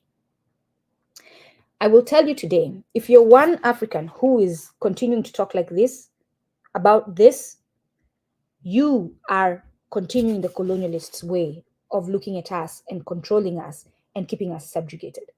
There is value in every single person in the chain of production. Every single person, equal value too. Because without that person getting that raw material in the ground, this person on the desk has no job. So you all behind desks can keep your noses up in the air and talk about how valuable you are and marketable you are, but you would have no job if not for that one there in the ground, on the ground, getting the raw material. So you best, if you're African and you're seeking liberation, honor that and see the value in them. Even more important, the colonial economy offered discriminating compensation to those who had literally or bookish education as opposed to those with manual skills. This continues today. The reason why some of you are getting 100,000 plus a year and others are getting 28,000. I read to you the federal government's GS scale is literally this. That's what that is. Valuing some people more than these agents are paid more and can advance more than administration staff. They would be nowhere if not for that administrative staff. The organization would be nowhere. Those toilets would be stinking. You would not be able to go to the office if toilets were not cleaned. The organizations that have cafeterias, what are you going to eat? Oh yeah, you can go outside. Okay. How about the people outside close the places to eat too? Like, we as human beings need to start understanding that everything that keeps us alive in good health and moving is of value. That includes your doctors, that includes the people making your food, the people picking your food so that you can have it, everyone. So if you're a trifling African who comes to me and tells me that your business right now is in teaching Africans how to be more valuable, to create value in themselves, I will call you a colonialist. I will tell you that you sound like a colonialist so that you know, so that I'm not deceiving you, so that you can go ahead, hopefully, and decolonize your mind and stop harming our people, because that's what you're doing. It was extremely difficult to convince any sane African that education, which would send him to dig the soil to get out 100 shillings at the end of the year, was more appropriate than education, which qualified him to work in the civil service for 100 shillings per month. When Europeans preached that brand of wisdom, Africans were suspicious. Africans were very suspicious about taxes in the colonial era. They never wanted to be counted, nor did they want their chickens to be counted, because bitter experience had shown them that that was how the colonialists assessed taxes. Similarly, on educational issues, there was no confidence in colonial plans to provide different versions of education, because such plans almost invariably meant an even more inferior education, and one that was more blatantly intended to be education for underdevelopment. The most extreme example of a colonial education system designed to train Africans to fill their natural role of manual laborers was that in South Africa after the introduction of the Bantu Education Act in 1953. That is the Bantu Education Act in 1963, for those of you who want to do research and find out more. However, the earlier attempts, and by the way, that reminds me of the video of Malema at Oxford when he was talking about Julius Malema. I'm talking about when he talked about encountering a white man there who does business in South Africa. And Julius Malema, for those of you who know about this or don't know about this, in the last few years, South African students have been fighting for access to free education, right? And the ruling class, which is predominantly white or white serving, have been not giving them that right. And when Malema brought it up with this white man said, Malema has a term for it, I forget, for them, these white people, I forget what it is. He said to Malema, who is going to do like something in the lines, I'm paraphrasing now because I don't remember exactly. If we have everyone getting that high education, who's going to do the mediocre jobs, basically, right? Who's going to do the underpaying jobs? And Malema said, okay, cool. Let's say your argument is legit. You all need people to work these small jobs, right? So that the economy can go. Because he was arguing the economy needs to go. So we need people working these small jobs. And if we give them education, high education, all of them, then they will reject to do those jobs. So Malema said, cool, okay, why don't you volunteer your son? How about that? Volunteer your son to be the one who takes limited education. Why don't you do that, white man? I'm saying that to all white people, all ruling class people. Why don't you volunteer your children to be the ones who take the limited education? Why don't you do that today? Right? Since the economy is so important to you, volunteer your children. Let them not go to college. Let them be the ones who are working these laborer, low-paid jobs, because the economy needs to be built. The white man immediately withdrew his statement and was quiet. Said no, he's not volunteering his son. However, the earlier attempts by the British and French to set up what they called farm schools or initiation schools were along the same lines as have since been ruthlessly pursued by the racists in South Africa. The non-literary education had the superficial appearance of being more relevant to Africa, but it was really inferior education for a people who were supposedly inferior in order to make them accept their own exploitation and oppression, which we do very well today. Africans continue to accept the exploitation and oppression today. As Abdul Mumini put it, colonial education was cut-rate education. It offered, by European standards, low-quality substitutes to suit what was described as the limited intellectual capacity of Africans. If you repeat that statement as an African, as a white person, as Asian, as whoever you are, you're racist. If you actually believe that, you're racist. Or you have racist tendencies. You have a racist mindset. In French colonial Africa, do you clarity? Clarity. I'll read it again. It offered by European standards low quality substitutes to suit what was described as the limited intellectual capacity of Africans. What that sentence is saying, there were arguments by colonialists. This is true. We saw it previously in other chapters, that they provided this low grade education to Africans because Africans were not capable of higher grade of and what's the word? Grasping higher education. We didn't have the mental capacity to get it. And so they were doing us a favor by giving us the little access to what we had mental capacity. So you're literally saying that Africans are inferior by accepting that. You're literally saying Africans' brain capacity is inferior to that of white people. That's what you're saying. And by saying so, you are racist. In French colonial Africa, because especially if you're going to support the system, giving them lower grade education, not giving them resources, you are 100% racist. Just go buy your racist suit and wear it and walk proudly. In French colonial Africa, the diplomas were seldom equal to those in the metropoles at comparable levels. And in British East Africa, one official asked educators to bear in mind the gap between themselves and the grubby savages whom Britain was attempting to civilize.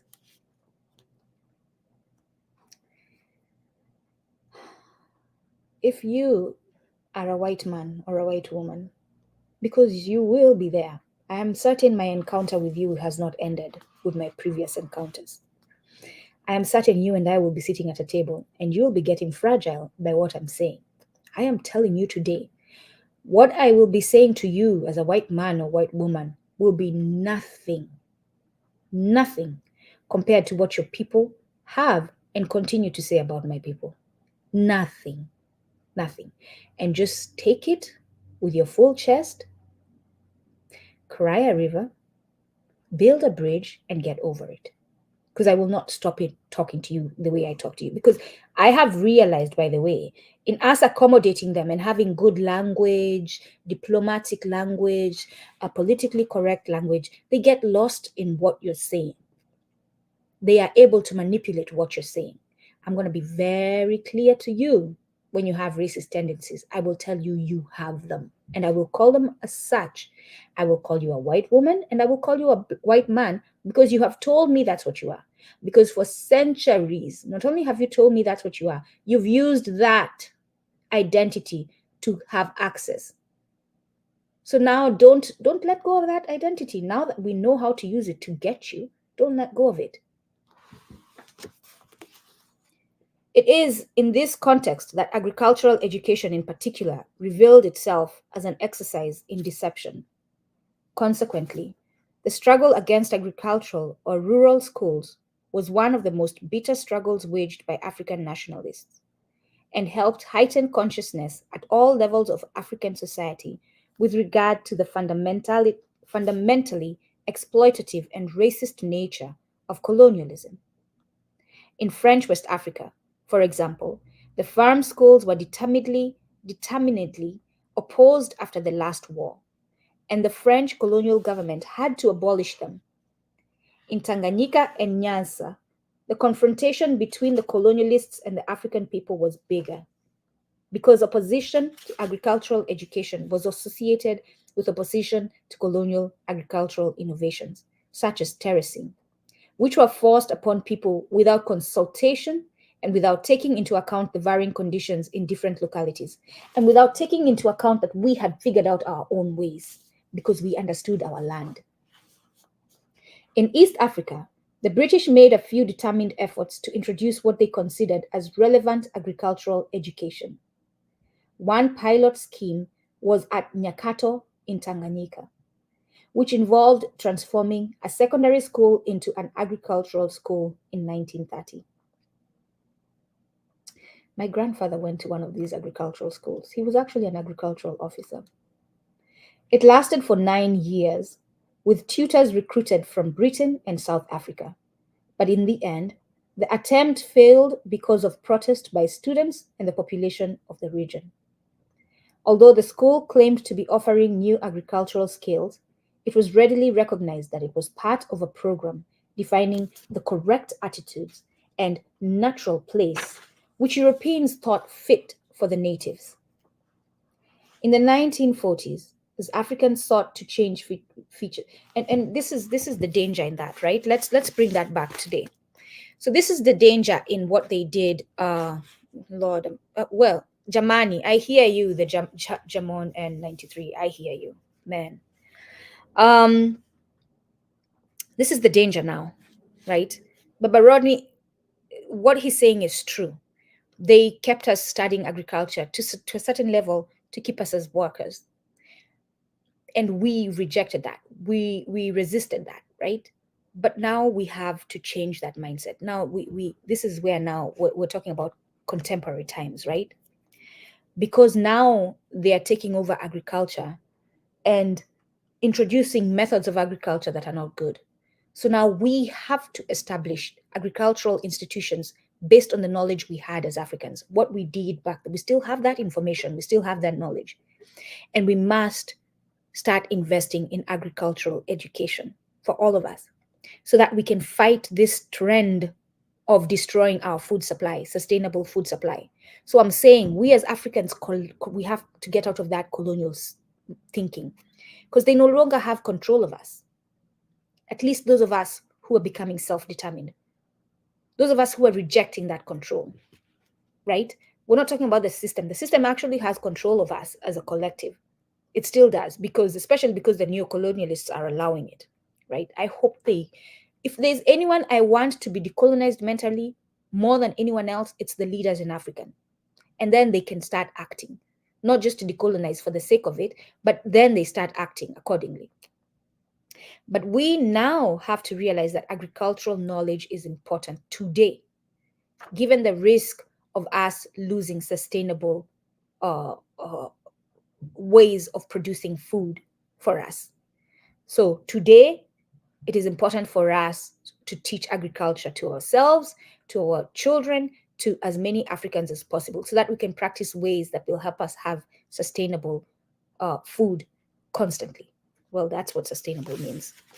In the 1940s, as Africans sought to change features of the educational system, they naturally had to demand a voice in councils that formulated educational policy. That was in itself a revolutionary demand, because colonial people are supposed to be ruled, not to participate in decision making. You, you know how many times in my previous employment I was told, "Who do you think you are?" Several times, because I was giving my opinion and suggestions. Those of you who've worked with me know I'm constantly giving suggestions. If there's one thing I know I am valuable for, speaking of those people who say we must create value in ourselves, I have suggestions galore. So if you want suggestions, talk to Nduku and then go implement them. Like, that is one skill that I have been given. I will pat myself in the back.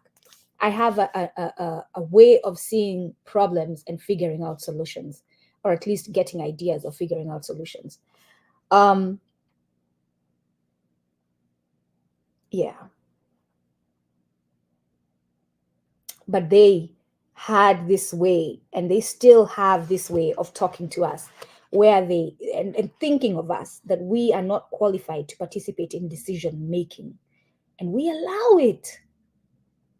I mean, if you all don't think that the fact that there are no Black people on executive levels is this sentence, that we're not qualified to participate in decision making, that's not how that is showing up. The fact that top executives, you will find very few Black people, right? Men and women, especially women. That goes back to this line, that they do not think we are worthy of positions in decision making positions. Not only do they not think we're worthy, but they also know that if we are, because sometimes not sometimes, I truly actually believe that they know we are worthy, but they don't want to give us those positions because they know the power of us having those positions. They know what we can do with those positions. They know that their system, they might as well go dig the 6 feet hole and bury their system in it and cover it and put a solid rock that cannot be penetrated, seal on it, and say goodbye to their system by giving us access to decision-making positions, because that's what's going to happen. But in acknowledging that truth, that doesn't mean that we as Black people do not pursue them. We will be deciding, we will be making decisions, and we will squash this system that oppresses us. We will do that. That's our intention, and we will do it. Besides, on the issue of educational policy making, Africans not only alarmed the administrators, but they trod on the corns of the missionaries, who generally felt that they inherited education as the partition of Africa. All of those clashes were pointing in the direction of freedom for colonial peoples, because in the background, there was always the question of political power. It would be erroneous to suggest that educated Africans foresightedly moved with the intention of regaining African independence. There would have been very few indeed who, as early as 1939, would have joined Chief Essien of Calabar in asserting, Chief Essien asserted, "Without education, it will be impossible for us to get to our destination, which is Nigeria's economic independence and Nigeria's political independence." However, education, both formal and informal, was a powerful force which transformed the situation in post-war Africa in such a way as to bring political independence to most of colonized Africa within 2 decades. Give me a quick minute.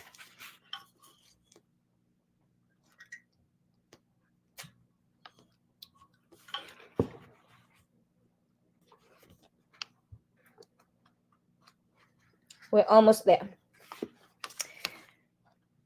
All right, we're almost there. There were also a few Europeans who foresaw what were called the dangers of giving Africans a modern education, namely, the possibility of its leading toward freedom. Certainly, Europeans were not at all happy with any schools which were of the European type, but which were not under direct colonialist control. For example, the independent schools of Kenya were disliked by white settlers in that colony and by other Europeans outside Kenya. One Catholic mission report from nearby Tanganyika in 1933 warned against allowing Tanganyika Africans to set up schools controlled by themselves. It noted, independent schools are causing difficulties in Kenya.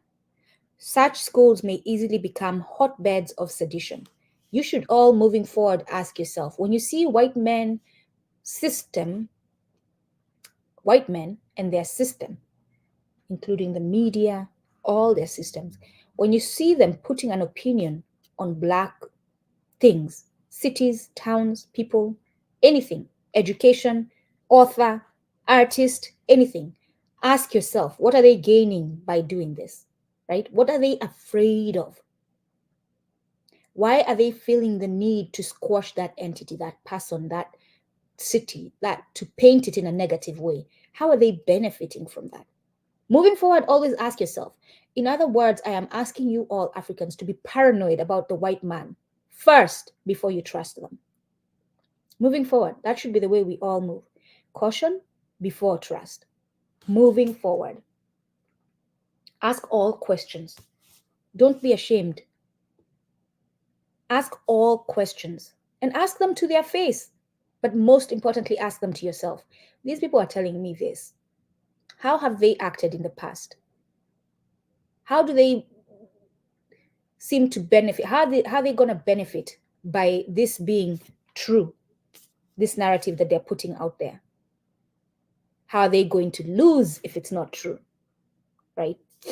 When the Mau Mau and the Mau Mau are the Kenya Land and Freedom Army, war for land and liberation broke out in Kenya.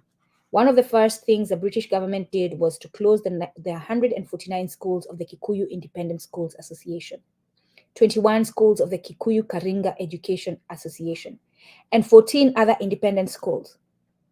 They were considered training grounds for rebellion. Of course, they're training grounds for rebellion. You're repressing us. A term which essentially captures the fear expressed in the Catholic Mission report just cited. Europeans knew well enough that if they did not control the minds of Africans, they would soon cease to control the people physically and politically. Here's what I'm going to say to the Catholics, right? I have a special place for you because my upbringing is Catholic. I went to Catholic school, primary school, from 6th grade all the way to graduating high school. So I have a special place in my heart for you all. So I'm giving you a special dedication right now. Catholics in Africa and wherever else if you're African and Catholic. Because by you being Catholic, you're following the rule and policies of Rome, right? The Pope and the Vatican and that institution. I am saying to you today, if you want to be a liberated African, drop your Catholicism. You cannot be aligned with the Vatican if you want to be liberated. No, you cannot. You being aligned with the Vatican is you not being liberated. You can at me all you want, Catholics. You can come at me all you want. That is the truth. You can literally take my life, but that truth will not go away. African liberation does not align with the Vatican and the policies of the Catholic Church. Doesn't. Similarly, in North Africa, the French colonial power and the white colons or settlers or invaders did not take kindly to the self-help schools of the colonized Algerians and Tunisians. The purpose of the schools set up by the Society of Reformist Ulema in Algeria was that they should be modern and scientific, but at the same time present learning in the context of Arab and Algerian culture. Pupils at the Ulema schools began their lessons by singing together. Arabic is my language, Algeria is my country, Islam is my religion. I told you all yesterday about a poem that Baba Kwame Ture, during our show on Sundays, I'm going to get it right now. I'm not only telling you this for you to hear it, I'm telling you so that you all start doing this with your families, so that you all start reciting this poem with your children. And anywhere you hear Nduku is hosting, or Nduku's community, or the community that Nduku is a part of, or Kumbukeni, or anything that I'm involved in is hosting anything, anywhere, this will be part of our event. We will be reciting this. But I am calling to action all Africans to take on this practice like Kwame Ture did with his grandchildren. Every day at dinner time, he recited this. This poem was written by a South African.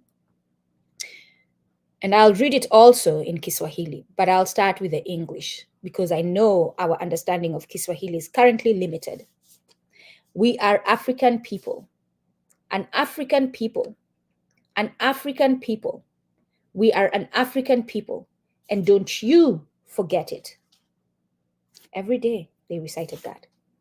In Kiswahili, sisi ni Waafrika. Waafrika. Waafrika.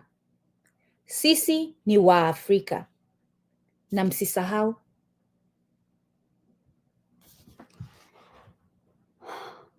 It was no wonder, therefore, that the colonialists victimized pupils and parents and took repressive measures on the grounds that those schools were also hotbeds of sedition. The missionaries asked for control of schools because that was one of their drawing cards for the church itself, and because they considered themselves as experts on the side of cultural imperialism, which they called civilizing. However, there were other Europeans both within and without the colonies who were absolutely opposed to schools, be they Christian, independent, government, or Islamic. These are the core racists, right? These levels. Starting from a racist position, they asserted, Baba Rodney, they asserted that offering education to Africans was like throwing pearls before swine. And you all want me to be nice with them when I talk to them? They're calling us swines, for heaven's sake. Starting from a racist position, they asserted that offering education to Africans was like throwing pearls before swine. Some of the most violent expressions of racism were directed against educated Africans. I know that. I have been that educated African. I have been directed to some racism ignorance, or racist ignorance. Starting from the time of individuals like Lord Lugard, and through the Maxim Gan, Lord Lugard, two of them together, for those of you who want to do research, right? And through the days of the last colonial administrators like Sir Alan Barnes, Huyo, Fulani, many colonialists demonstrated hostility to educated Africans. Educated Africans, to this day, by the way, please, this is not in the past, this is happening today. Michael Bakwesega, please do not make me choke with laughter. I'm going to avoid looking at the chat until I'm done. Please. I have a way with my mind when I hear something or read something to envision it. So your statement, Michael, is playing out in my head and I need to stop because I will not be able to stop laughing. To this day, the educated African is looked down upon. To this day, as an educated African, when you speak up in boardrooms, you will see the reaction, especially if what you're saying is actually making sense. Watch the room, especially if you're the only African in that room. Watch the room. And I dare you all, because a lot of you refuse to be outspoken in those spaces because you know this is how they'll react to you. You don't want to be looked at as the educated. And this is why you don't do it, because you know how they react to the educated Black person and you don't want to be treated that way, right? You want to be treated nice. You want to be invited to the happy hour. You want to be promoted. So you don't want to sound too educated, but you want to be educated enough that they'll allow you that. I'm telling you today, Africans, go in your full mental self, like as far as your capacity. Present as you sit in these tables. your mental capacity in its full self. Let them wither in their inferiority. Let them deal with whatever fragility issues that they have, but do not reduce your mental capacity or your skill level or your capabilities or your ideas that you have to improve the world because of some white person who feels insecure about who they are, or who believes that Black people should not reach a certain level of access. So, educated Africans made colonialists extremely uneasy because they did not conform to the image which Europeans liked to harbor of the unspoiled African savage. To this day, I encountered it myself. I had someone, me, I'm less than 50 years. In 2023, last time I checked is apparently the year. And I had some white man walk up to me where I was working before and say to me, "Oh, wow, your English is so good."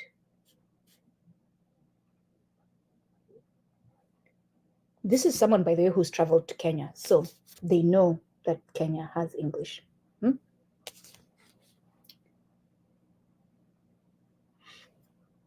And I looked at them and I just said, "You know, Kenya teaches English, right?" But if one goes to the heart of the matter, so the goal there, the mindset there of that racist white man is that I don't have the capability to learn English and speak it so well because my mind is limited, as opposed to his. By the way, this fool cannot even write in English. He is pathetic in writing in English. This is why. But if one goes to the heart of the matter, it can be discerned that the white racists did not seriously believe that Africans could not master knowledge then in the possession of Europeans. On the contrary, the evidence of educated Africans was before their eyes. And the white settlers especially feared that, given an opportunity, far too many Africans would master white bourgeois knowledge too thoroughly. Such Africans would, therefore, refuse to work as agricultural laborers for 12 shillings per month. They would compete with Europeans in semi-skilled categories, and above all, they would want to govern themselves. Yeah, me, this African, went ahead to the organization I was working for and said, "Hey, why is this person getting paid this much? I do just as much as them. Why am I not getting paid that as much as well?" Like, this is because we're educated. Now we know, we can see, and we have learned a way of expressing ourselves to them. In the record, they're afraid of that very much. In the records of colonialism, it is not uncommon to encounter the following type of remark: "What need is there to educate the natives? You will give them the weapons to destroy you." That they knew. That they were right. Yeah, they were right about that. In one sense, those Europeans were simply dreamers because giving education to Africans was not an option which could have been avoided. It was an objective necessity to keep colonialism functioning. P.E. Mitchell, who later became governor of Uganda, remarked in 1928 that, regret it as he may, no director of education can resist the demand for clerks, carpenters, shoemakers, and so on. Hold on, I'm checking how much is left. Okay, we're good. Trained in European methods to meet European needs. Yeah. If you're a white man, and apparently your white people cannot polish your shoes, but you apparently want your shoes to look a certain way, that is apparently European standard, you gotta teach us how to do that. These men are not being trained to fit into any place in the life of their own people, but to meet the economic needs of a foreign race. At the same time, the available education was also a consequence of the irrepressible actions of the African people, who hoped to move forward within the alien system. So, those Europeans who were absolutely opposed to giving education to Africans did not understand the contradictions of their own colonial society. But in another sense, they were defending the interests of colonialism. Firstly, however much the colonialists tried, they could not succeed in shaping the minds of all Africans whom they educated in schools. Because you have people like Nduku who are like, yeah, No. I'm looking and no. Yeah. A lot of Africans like me. The exceptions were the ones who were going to prove most dangerous to colonialism, capitalism, and imperialism. And secondly, the most timid and the most brainwashed of educated Africans harbored some form of disagreement with the colonialists. And in the pursuit of their own group or individual interests, my interest is African people's wellness or well being, the educated elite helped to expose and undermine the structure of colonial rule. That is literally what we are doing and what we will continue to do. Keeping the above distinction in mind, one can consider both those contradictions which arose between the colonizers and the African educated as a whole, and those which arose between the colonizers and particular individuals among the African educated. One may ask, Nduku, why are you saying these things online? They'll hear you. Are you not afraid? I don't care if they hear me. Like, if y'all think that the reason I'm on Kumbukeni talking about what I talk about is not to bring down the system, you are fooling yourself. And there's no need being secretive about that. For what? How else am I supposed to get more Africans on the same page with me if I'm going to be secretive about that? And who are we fooling? And I think sometimes in our secretiveness, we give them power, because then they can use the thing that we're not talking about to expose us and to villainize us. So we come out with a full chest and we say, yes, we are decolonizing our minds so that we can liberate Africans. We are decolonizing our minds so that we can destroy the structures that are oppressing and subjugating us. That is 100% the intent. You don't even need a judge to figure out that, or a jury. Just Nduku is telling you that's my intent. Keeping the above distinction in mind, one can consider both those contradictions which arose between the colonizers and the African educated as a whole, and those which arose between the colonizers and particular individuals among the African educated. As already noted, insufficient educational facilities and inadequate jobs were the complaints raised by the lower echelons of those who were educated in Africa during the colonial period. Those who went to secondary school or institutions of higher learning found little access to remunerative and responsible posts because they were destined to fill the lower ranks of the civil and business administration. After working for 20 years, an African in the civil service would have been extremely lucky to have become head clerk, or in the police to have become a sergeant. Meanwhile, to add insult to injury, any European doing the same job as an African got higher pay, and whites who were less qualified and experienced were placed above Africans, who did the jobs their superiors were paid to do. In the colonial civil service, that happens today. You all know you are in some office training some fool to take a job that is going to be above yours, instead of them training you to take it. You all know that. I know it. I have been in organizations where I'm seeing it happen. In the colonial civil service, to be a European was enough. It did not matter whether the white person was ignorant and stupid. He would be assured of drawing a fat salary and enjoying white privileges. And you all know a lot of stupid white people who have position. The Guinea-Bissau leader, Amilcar Cabral, gave an example of that type. I was an agronomist working under a European who everybody knew was one of the biggest idiots in Guinea. I could have taught him his job with my eyes shut, but he was the boss. That is something which counts a lot. That is the confrontation which really matters. Questions such as salaries, promotions, leave, and allowances were ones which were of paramount interest to most African civil servant associations and welfare or improvement associations. There should be no illusions concerning the factor of self-interest, but their complaints were justified in terms of the discrepancy between their living standards and those of white expatriates or settlers to this day, as well as in terms of the ideology of the very bourgeoisie who had colonized Africa. Which is why, I'm quickly going to pause here, which is why I continue to say, Africans, we must stop this thinking that we need the white man to teach us how to do things. We truly must. I'm talking about Africans getting rid of the white people in Africa. that we need the white people to teach our military. As if you don't know how to train a military. As if you cannot learn how to train the military. That you need the US to come and teach you how to be a good military. And you actually think that this, because you don't see them as an enemy, you see them as a friend. But your enemy, I'm telling you now, they're your enemy because their actions have shown it. Their actions everywhere show you that the US is your enemy, Africa, not your friend. Look at their actions, not what they say. Look at their actions, not their NGOs. Look at their actions and not their headlines. And so you are asking the enemy or thinking that the enemy is going to come and train your military and train it the way it trains theirs for real. And you actually believe that they're not going to train you only to a certain point that you cannot overpower them.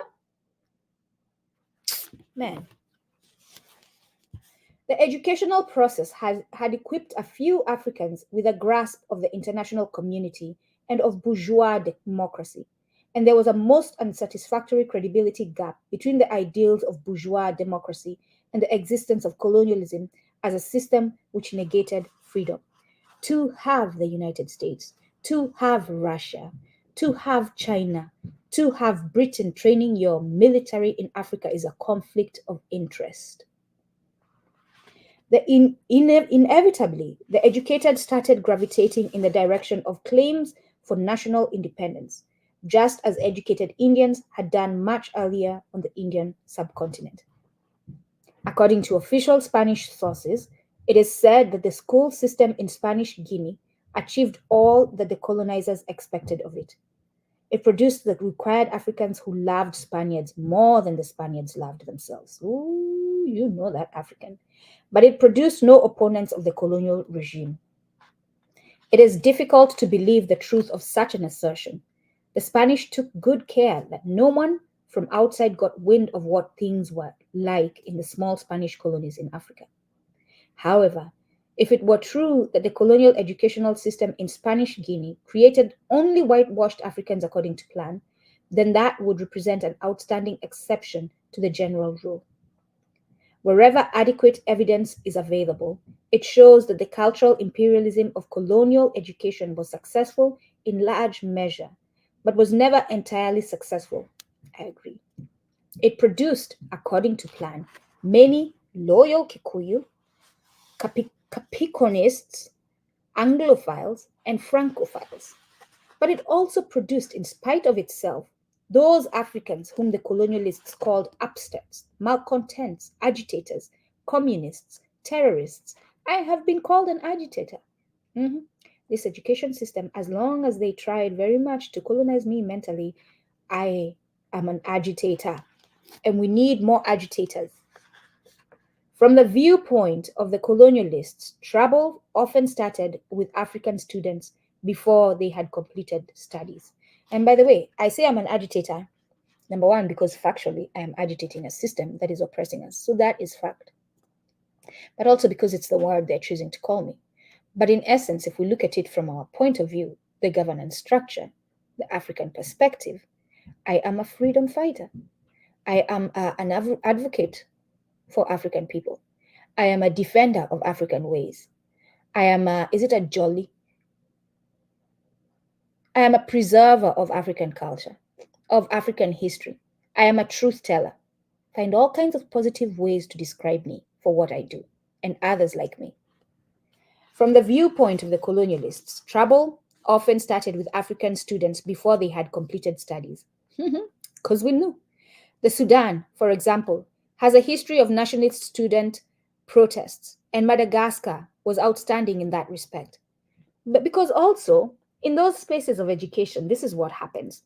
Like I pointed out, you're in that space with these white fools, yeah, appropriately used word, white fools, and you're doing better than them.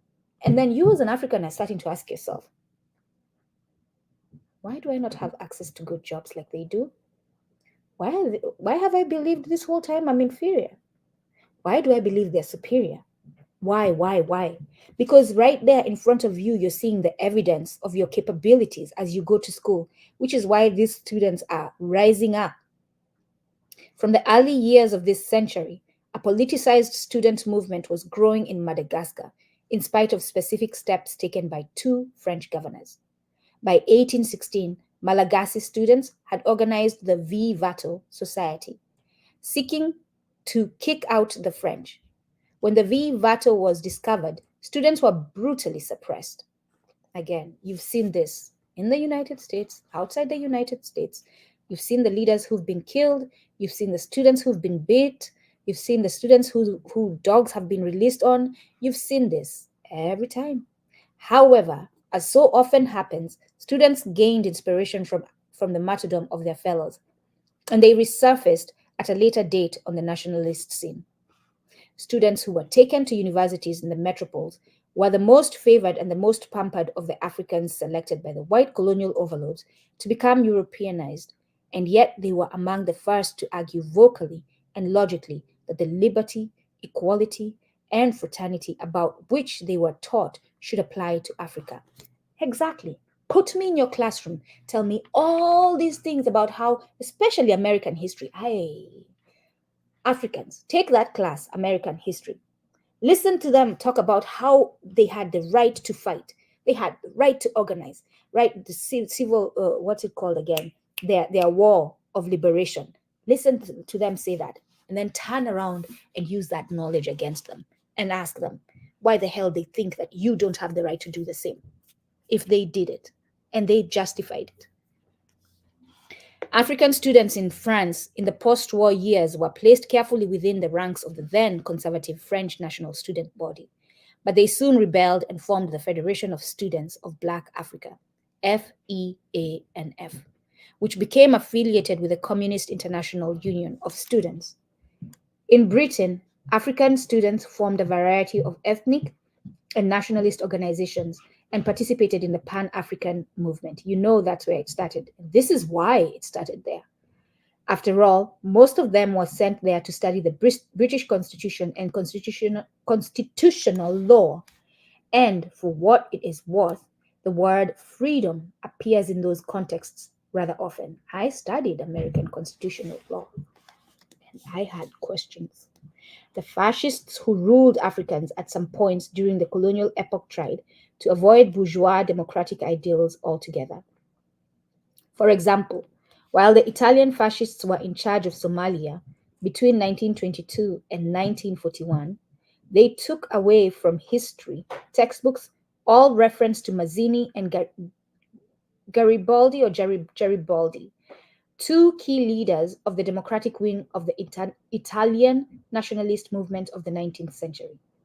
Yet the clerks and NCOs who received that education nevertheless went into the Somali Youth League and fought for independence.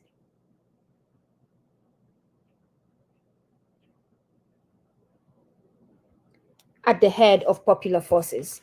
Fought for independence at the head of popular forces. The fact of the matter is that it was not really necessary to get the idea of freedom from a European book. What the educated African extracted from European schooling was a particular formulation of the concept of political freedom. But it did not take much to elicit a response from their own instinctive tendency for freedom. And so we innately have a nature to want to be free as human beings, as Africans. It is in our blood. It is sitting there waiting for the right moment to just, right? But it did not take much to elicit a response from their own instinctive tendency for freedom. And as has just been noted in the Somali instance, that universal tendency to seek freedom manifested itself among Africans even when the most careful steps were taken to extinguish it. There was no sector of colonial life in which educated Africans appeared and remained wholly loyal to the colonialists. Teachers were supposed to have been steeped in the culture of domination, so as to pass it on to other Africans. But, in the end, many of them stood at the vanguard of the national independence movement. African priests and pastors were supposed to have been the loyal servants of God and his European lieutenants, but the church gave birth in Nyasaland to John Chilembwe as early as the First World War. Shortly afterwards, in Congo, when Simon Kimbangu started his independent charge, he actually threatened the colonialists that he would introduce Bolshevism. It is particularly interesting to notice that the colonialists could not be sure of the loyalty of their African troops. It has already been argued that the army and police were educational and socializing institutions to perpetuate colonialist and capitalist power and values. And if you don't think for those Kenyan military forces who are getting trained by these people that that's not what they're doing to you, think again. How successfully they served that function can be seen in the number of veterans of Burma and Indochina who returned to the continent to carry out loyally the policies of Britain and France, respectively. I literally just read an article shared to me by a friend about a Kenyan who recently passed away that fought in Burma for Britain. And all the king did when he visited recently was give them give them medals. I want to see if I'll be able to type in. I'm quickly going to just take time away to type in this article in the, let me see whether that will be able to put this article in the chat. Come on.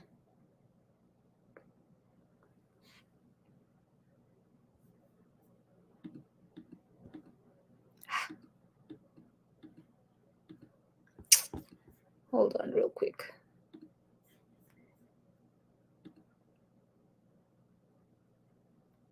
Yeah, so he died poor on a bed under his blankets in a little, like his roof was leaking, and he fought for Britain in Burma. It's interesting. All right. It's not working and it's frustrating me, but let's see. I'll try another way. I'm going to read the whole chapter. Don't worry. We're not going to stop elsewhere. We're going to read the whole chapter today.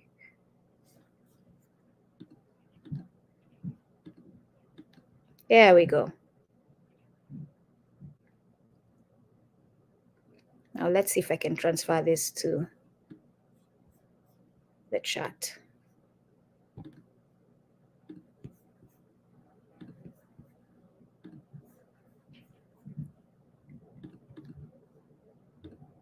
There we go. Yeah, read that article and then go down the rabbit holes that it leads you to. But yeah, Baba Rodney is telling us about these soldiers, African soldiers, who fought for Britain. How successfully they served that function can be seen in the number of veterans of Burma and Indochina who returned to the continent to carry out loyally the policies of Britain and France, respectively.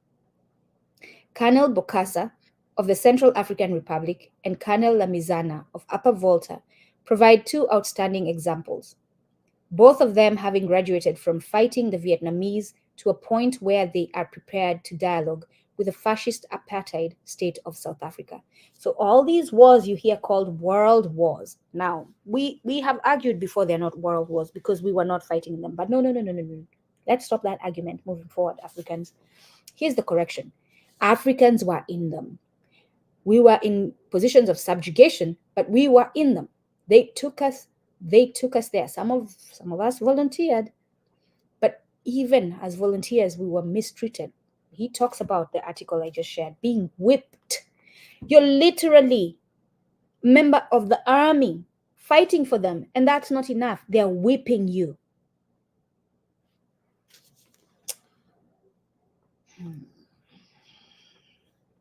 Listen, the time has come. The time has come. This wrong cannot continue. No. Our ancestors are restless. They are. They are calling for us to avenge them. One way we can avenge them is by liberating ourselves. The time has come. However, returned soldiers also played a very positive role in the national independence struggles after both wars. And occasionally, towards the end of colonial rule, African troops and police mutinied as in Nyasaland in 1959. African trade unionists also went to school under colonialism. To begin with, the organization and activity of the small wage earning sector in Africa bothered the colonialists a great deal. Their initial desire was to crush worker dissent and, when that appeared unlikely to succeed, to co opt it and guide it along acceptable channels. Do not trust any advice by white people. It is not meant to help you become self determining. No, it's not. I don't care how good it looks, it's not. Because they're not willing to give up their position of power. You will always be under them. The British Trade Union, that's what they want. The British Trade Union Council sponsored a number of African trade unions, and you will always be under them as long as you continue taking their advice, and tried to get them to accept a rigid separation between industrial matters, such as wages and working hours, and political matters. But the TUC was in that context acting on behalf of the British bourgeoisie, and they did not succeed in holding back the working class in Africa. African workers were able to appreciate that there was no difference between the private employers and the colonial administration. Indeed, what happened to that appreciation? Like, where is it? That needs to come back. It looks like we were more understanding back then. Indeed, the colonial administration was itself one of the biggest employers against whom workers had many charges. Consequently, in the 1940s and 1950s, it was common to have strikes that were specifically connected with the struggle for independence, notably in Gold Coast, Nigeria, and Sudan. The contradiction between French workers and African workers in French colonies emerged in a very acute form. The French trade union movement, and notably the Communist Union, the CGT, insisted that Africans should not have separate unions, but should be members of French labor unions, just like any other French workers. No, don't do that. That arrangement gave support to the juridical political fiction that places like Dahomey and Comoro Islands were not colonies, but merely the overseas section of France. Sekou Touré of Guinea, he came up yesterday, was one of the first to break with the patronage of French trade unions and to establish an independent African trade union. In so doing, Sekou Touré made it clear that the principal contradiction of the colonial situation was that between colonized peoples on the one hand and the colonizing nation on the other. So long as African workers remained colonized, they had to think of themselves firstly as African workers rather than members of an international proletariat. That interpretation, which was entirely in accordance with reality, led to the trade union movement taking on a high politicized and nationalist role in French West Africa. It was an achievement which defeated the chauvinism of white French workers as well as the class interests of the French bourgeoisie. The attitude of the white metropolitan working class towards their African counterparts was influenced by the prevailing racist values of capitalist society. Indeed, the racist factor heightened the principal contradiction between the colonizers and the colonized.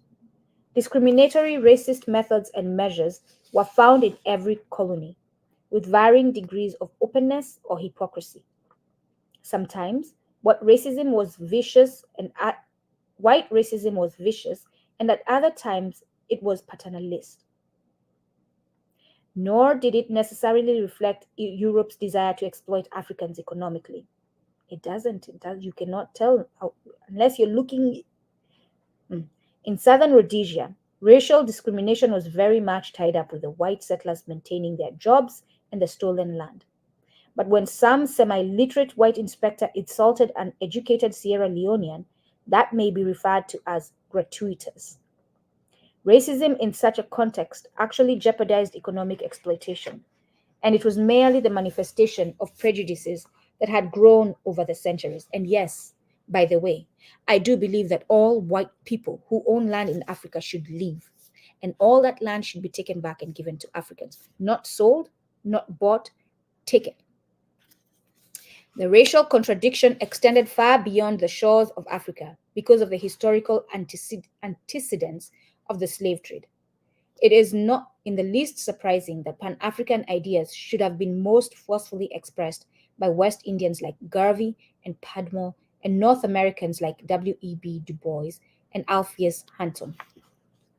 Those individuals had all been educated within the international capitalist structure of exploitation on the basis of class and race. Having realized that their inferior status in the societies of America was conditioned by the fact of being black and the weakness of Africa, the Pan Africanists were forced to deal with the central problem of Europe's exploitation and oppression of the African continent. Needless to say, the metropolitan powers could never have foreseen that their humiliation of millions of Africans in the New World would ultimately rebound and help Africa to emancipate itself. By the way the United States treats Africans, especially with African immigrants coming, me included, is the reason why we rise up against you. Because we see how you treat us. We see how you think, what you think of us. And it's that I don't care if you change. Now, this is too late now. If you change your strategy, you start being nice. Too late. Because we're on a one-way track towards liberation. We're not moving back. And we're going to infect every African that we can with it. But this is one of the reasons that I started decolonizing my mind when I started seeing several, my experiences, especially, encounters with these racist white people and how they treated me and others throughout the United States and throughout the world. When I started sitting in rooms with them and hearing them talk about Africans and Africa, I started awakening. That's when my awakening started. That's when I started asking, So, to the system, when you finally are crushed and are crying and asking yourself how this happened, thank yourself for it. The process, I definitely thank you for it.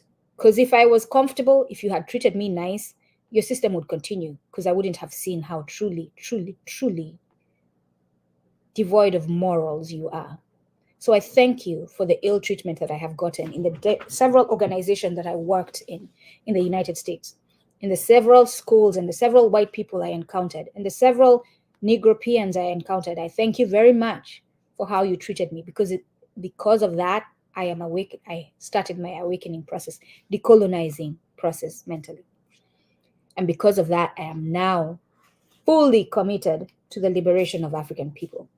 The process by which Africa produced 30-odd sovereign states was an extremely complex one, characterized by an interplay of forces and calculations on the part of various groups of Africans, on the part of the colonial powers, and on the part of interest groups inside the metropoles. African independence was affected by international events such as the Second World War, the rise of the Soviet Union, the independence of India and China, the People's Liberation Movement in Indochina, and the Bandung Conference. On the African continent itself, the domino theory operated so that the reemergence of Egypt under Nasser, the early independence of Ghana, Sudan, and Guinea, and the nationalist wars in Kenya and Algeria all helped to knock down the colonies which remained standing.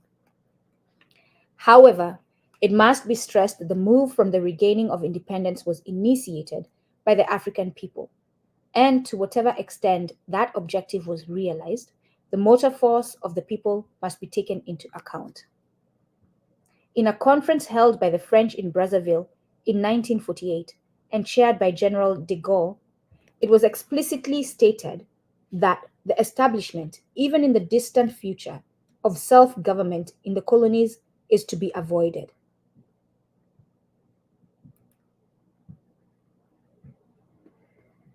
As is well known, the French eventually considered the idea of conceding independence to Africa peoples after being taught a salutary lesson by the Algerian people.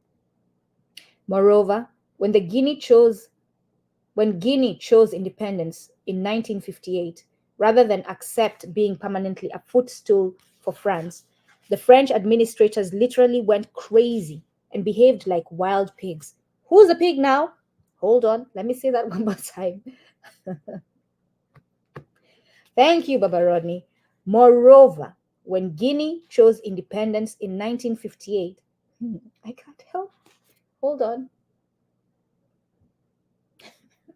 I truly crack myself sometimes. Hold on, let me get over the joke in my head. Moreover, when Guinea chose independence in, in 1958, rather than accept being permanently a footstool for France, the French administrators literally went crazy and behaved like wild pigs before sailing from Guinea. They just could not cope with the idea of African independence. I'm going to stop there to say something quickly because I was thinking about this as I was doing my research on Mama Makeba.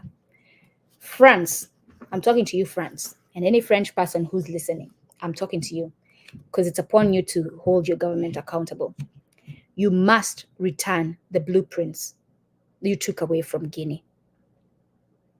That is part of reparations. Now, these French companies who want to come out, these English companies who want to come out, we're talking about we're giving this many millions. No. First of all, we don't accept your millions. First of all, we don't accept that. But part of reparations is you returning the documents that you are still using to exploit and subjugate Africa with. So what France did when they left Guinea, they had built infrastructure, right? In Guinea, they had plumbing systems, they had all kinds of systems that they had built. Guinea, after independence, was having a hard time maintaining those structures, those systems, that infrastructure, because France, with their trifling, fragile selves, took the blueprints with them. So part of reparations, just like the English took the Kenya Land and Freedom Army documents, part of reparations is you must return whatever you took from Africa. They just could not cope with the idea of African independence. Apart from the Portuguese, the Belgians were the colonialists who were the most reluctant in withdrawing in the face of African nationalism. You saw that. You've seen that in Congo. Most reluctant, to the point where on Independence Day, they're all sitting there as if it is them who got independence. And all of a sudden, this fool prince of a person is pissed off that Lumumba is saying, basically just recounting the troubles that they've been through. The fragile white person is insulted by it. And because of that little fragility, just that, what he perceived as insult, he decides to plan from then on the killing of Lumumba. Because of a speech, because Lumumba stood there strong and proud in his black self, with black consciousness, and just recounted. What did Lumumba do? What was his crime? Recounting what had happened to African people before independence. So even independence, Belgium, who was having a hard time withdrawing, did not want the African to fully celebrate their independence. They didn't want the African to recount what the French, the Belgians had done to them. Hey, come on now, please. Apart from the Portuguese, the Belgians were the colonialists who were the most reluctant in withdrawing in the face of African nationalism. In 1955, a Belgian professor suggested independence for the Congo in 30 years, and he was regarded as a radical. Of course, Congo turned out to be one of the places where imperialism was successful in hijacking the African Revolution to this day. But the order of events must still be considered. Firstly, it was the intensity of the Congolese and African demands that made independence thinkable, as far as the Belgians were concerned. And secondly, it was precisely the strength and potential of a nationalist movement under Lumumba, which forced the imperialists to resort to murder and invasion. The British make much of the fact that they considered the idea of self-government immediately after the last war. But self-government was a long cry from independence. And the notion of training people for independence was nothing but a political gimmick. You have no self-government today, Africa. Lady Marjorie Parham, a true voice of patronizing colonialism, admitted that the colonial office's timetable for independence had to be scrapped in the face of the mobilized African people. For that matter, even African leaders never hoped to achieve national sovereignty as rapidly as they did, until the mass parties began to roll like boulders down a hillside. The fact that this analysis has been focused on the role of the educated Africans in the independence movement is not intended to detract from the vital activity of the broad African masses, including the sacrifice of life and limb. In brief, it is enough to say that the African people as a collective had upset the plans of the colonialist and had surged forward to freedom. Such a position may seem to be a mere revival of a certain rosy and romantic view of African independence, which was popular in the early 1960s. But, on the contrary, it is fully cognizant of the shabby reality of neo-colonial Africa. It needs to be affirmed from a revolutionary, socialist, and people-centered perspective. So if you're any of those things, it needs to be affirmed that even flag independence represented a positive development out of colonialism. So it's positive, but it's not there. So it's a breathing space, but it's not there. Securing the attributes of sovereignty is but one stage in the process of regaining African independence. By 1885, when Africa was politically and juridically partitioned, you know what? Let me find out what the meaning of this word is. Because first of all, I'm having a hard time pronouncing it, but also I'm new to it. And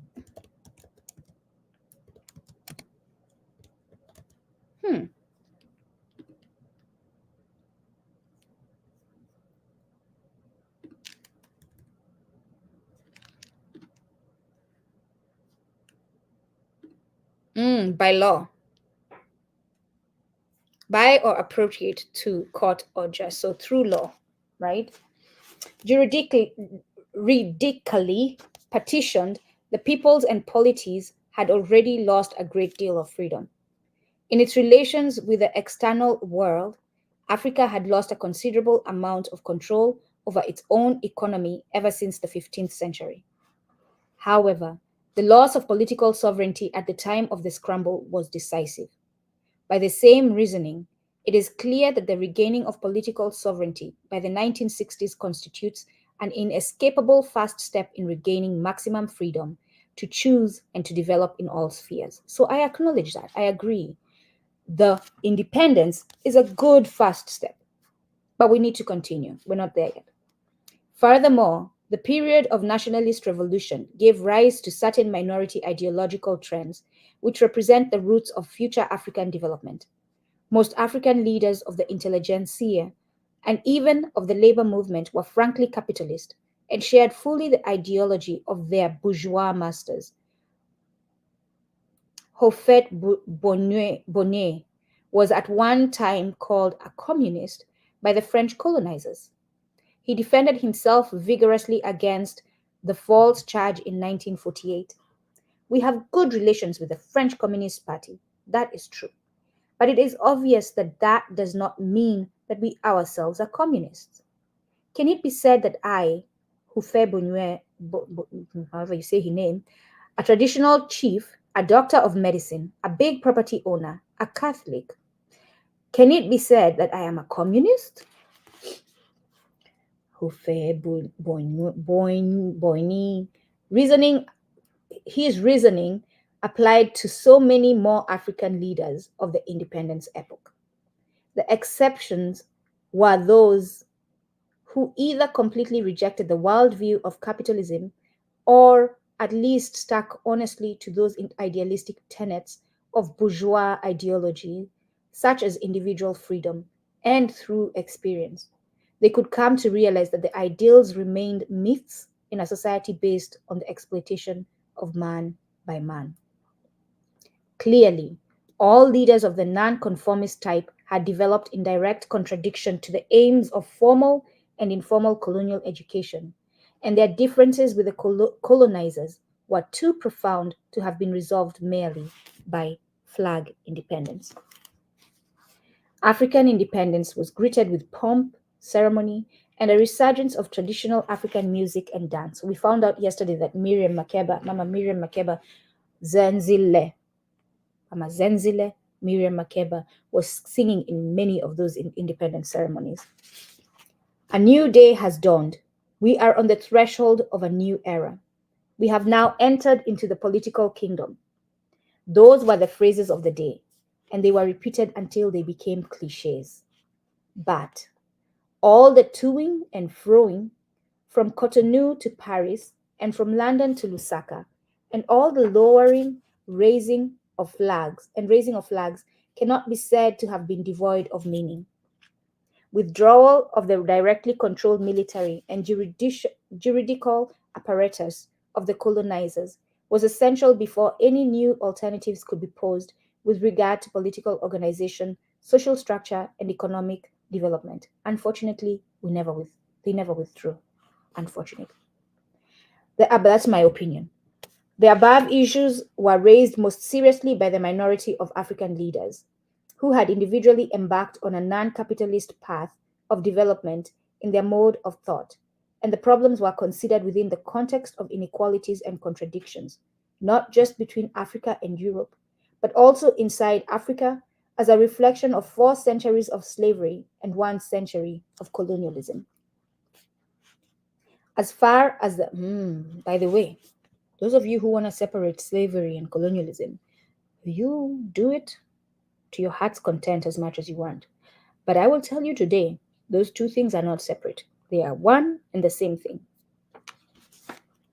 As far as the mass of peasants and workers were concerned, and yes, every African on the continent and outside the continent should be concerned about the history of the enslavement of Africans. It is your business. Because I'm hearing apparently Africans are talking about that's not my business. Talking about enslavement of Africans is not my business. It's your business. And guess what? I'm going to talk to you about it whether you like it or not.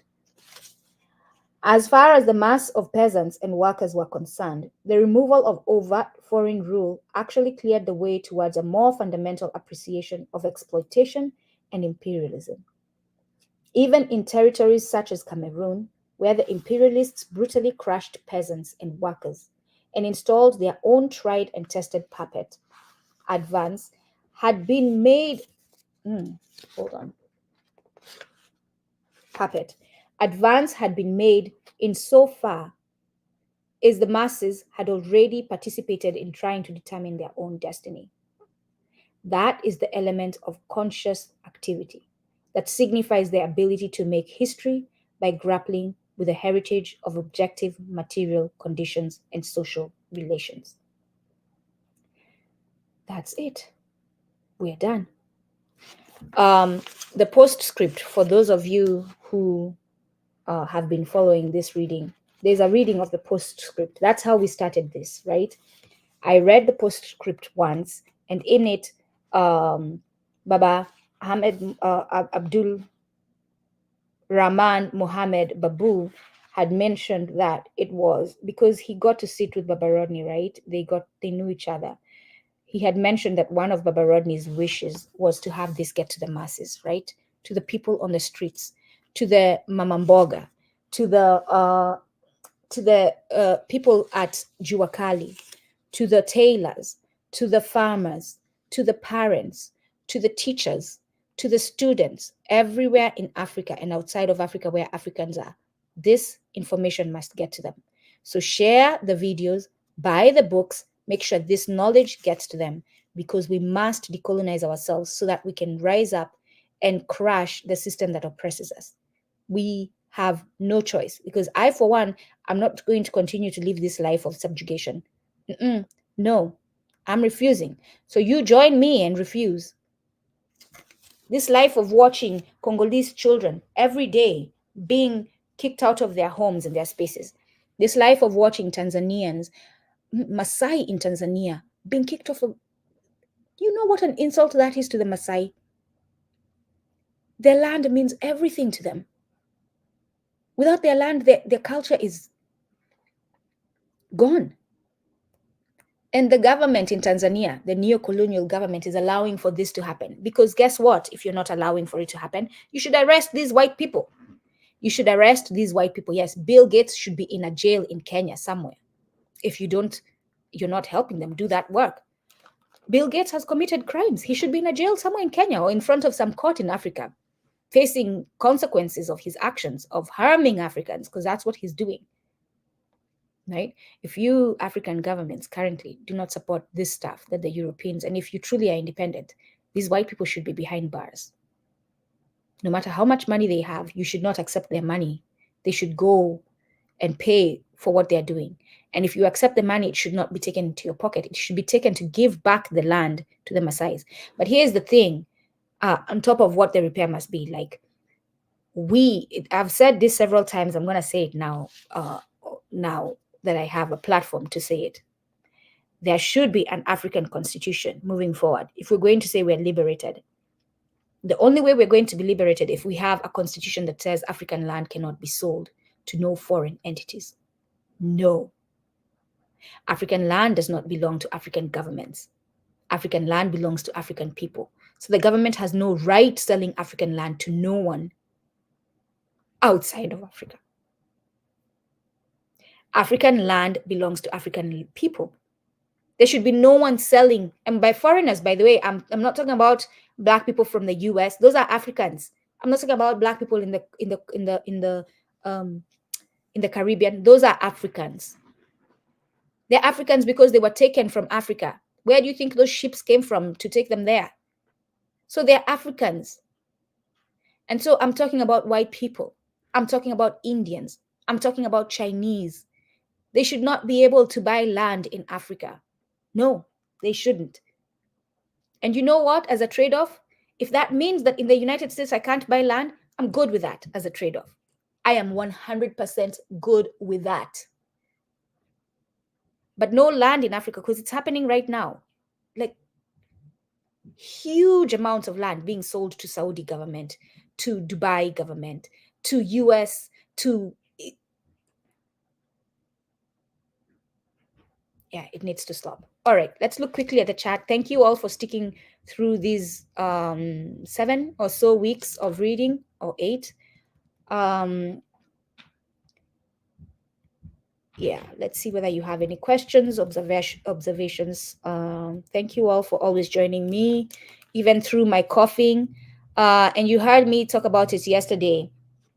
The medicine that I have been drinking that helped reduce the coughing and the strain on my lungs is you boil I'm gonna say it right now.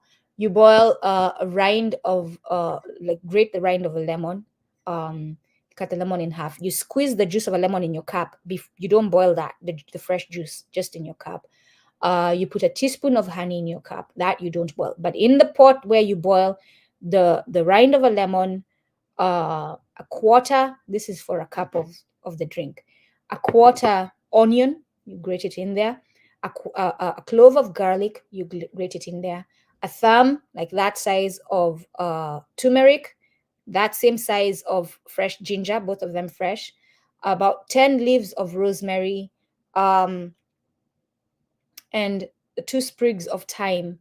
Do I have everything? And in the cup with the honey and the lemon juice, you put a little cayenne pepper, the chili pepper, right? For those of you who have access to the bitter leaf Adesoji mentioned yesterday, but also known as kino, Jamaicans are familiar with that. You add that to that boiling. Boil it gently, and then serve that hot into your lemon juice, honey, cayenne pepper, and drink that. That should help you. All right. I'm not even going to say the disclaimer. The last time you heard me talk about I'm a doctor, you're going to tell me that I told you that is a medicine. You can come and sue me. Yeah. Because you all know I'm a doctor. That's what I said. In what I just said, I said I'm a doctor, and I have, please, no disclaimer. If you don't know I'm not a doctor, too bad for you. This is me giving you African ways that we have used.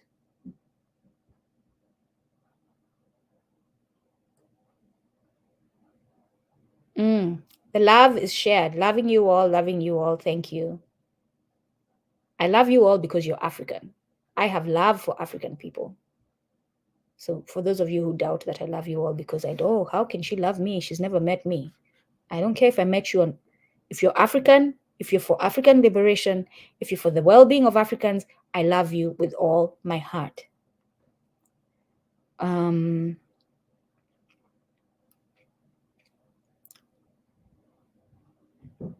Mhm. Yes, Eurocentric education must end.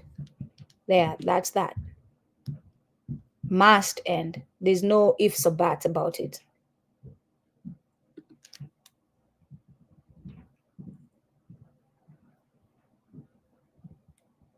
That's okay, Marley Gordon. That's why we have them recorded so that if you're late, if you're not available, you can hear the recording later.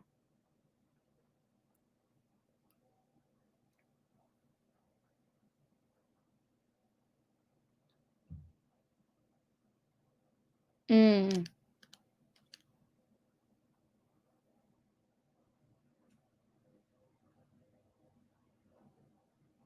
Ah, yes.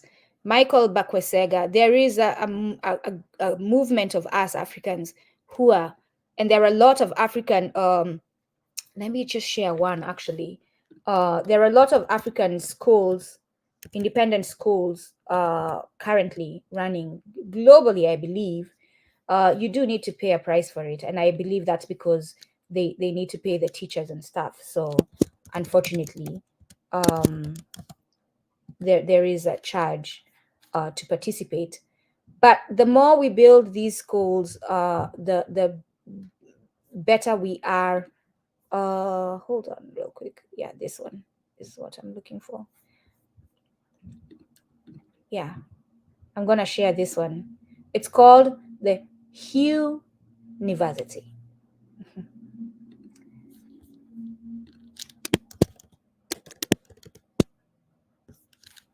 Liberated Minds, homeschool Hugh University. So there are a lot of ways African people are doing now. This is through homeschooling, right? So if you're just starting to have children, if your children are not invested in the system and wanting to stay on because of their friends like mine are, this is you can this is a place where you can take your child to be taught in African ways. And for just of in case you're the African who thinks that it's inferior to be taught in an African way, what they're doing. So she was the lady who leads this organization, did a presentation in a conference I attended earlier this year, a Bibitumi conference, um, and she had her son flying a plane before he graduated high school. Flying a plane. So it's no joke, African education. It is full mental capacity, capability African education, right? Those of you who've believed the false narrative that we are inferior.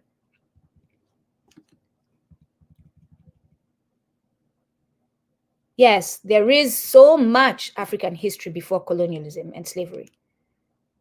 Yes, he was. But I kind of have beef with Mansa Musa because I think he brought these people to us. And I'm sure there's a proverb to tell Mansa Musa if I was to face him today that I can use an African proverb. Something to do with don't show off your wealth because you might attract evildoers. Something to do with that. Um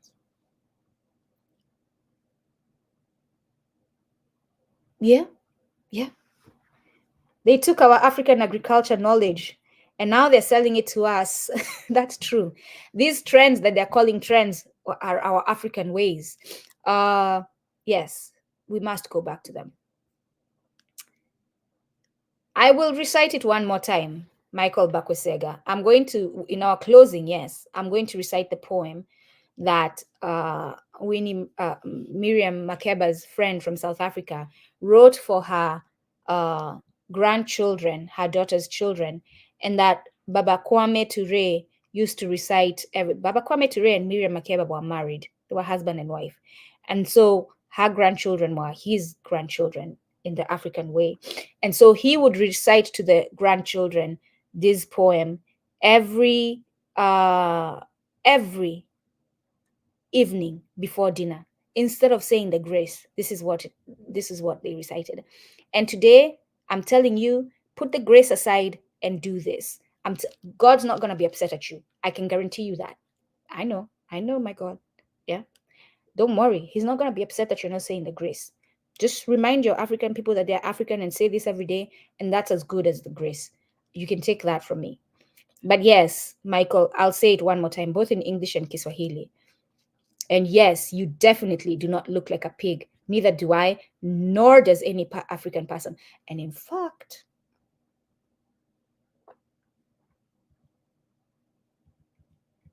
fill in the blank spaces.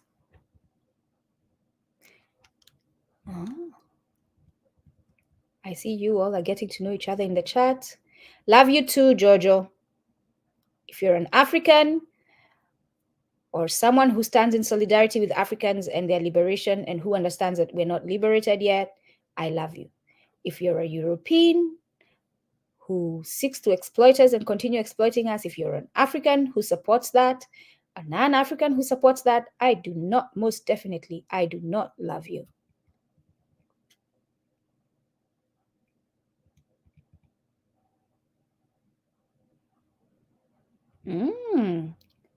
Good on you, Caroline Batson.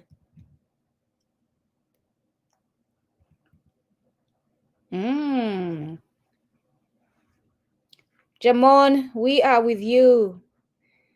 Haitians, brothers and sisters, I'm sorry that Kenya is sending their troops. I just found out apparently the parliament voted for it. The court is still holding down. Well, but the court's argument was that parliament has to vote for it. So I don't know what's happening there. I mean, we've all seen it happen before, right? The squeeze that they're getting, the Kenyans, I'm not justifying what they're doing. And the fact that they've already accepted the monies will probably not allow them to walk away from this one. So yes, unfortunately, Kenyan troops will probably end up in Haiti. But here's the thing, they will learn from experience. They will learn from experience. I am certain they will learn from experience. And that's a better teacher. So, hey, bon voyage. Time is great, yes. THYME, not the time that limits us. That herb is great, yes. I just did share. Okay. All right, yes. We are all Africans, no matter where we are, no matter where they took us, no matter where we've ended up because of the subjugation and what they've done to our countries. We're all Africans. I wish you well, Asanteni. Oh, I said I was going to read this. I almost ended without reading it. And this is our closing. This is going to be our closing. Before I put the outro, let me get myself ready for that. All right. So, we are African people, an African people, an African people. We are an African people, and don't you forget it. Sisi ni Waafrika, Waafrika, Waafrika. Sisi ni Waafrika, na msisahau. Peace.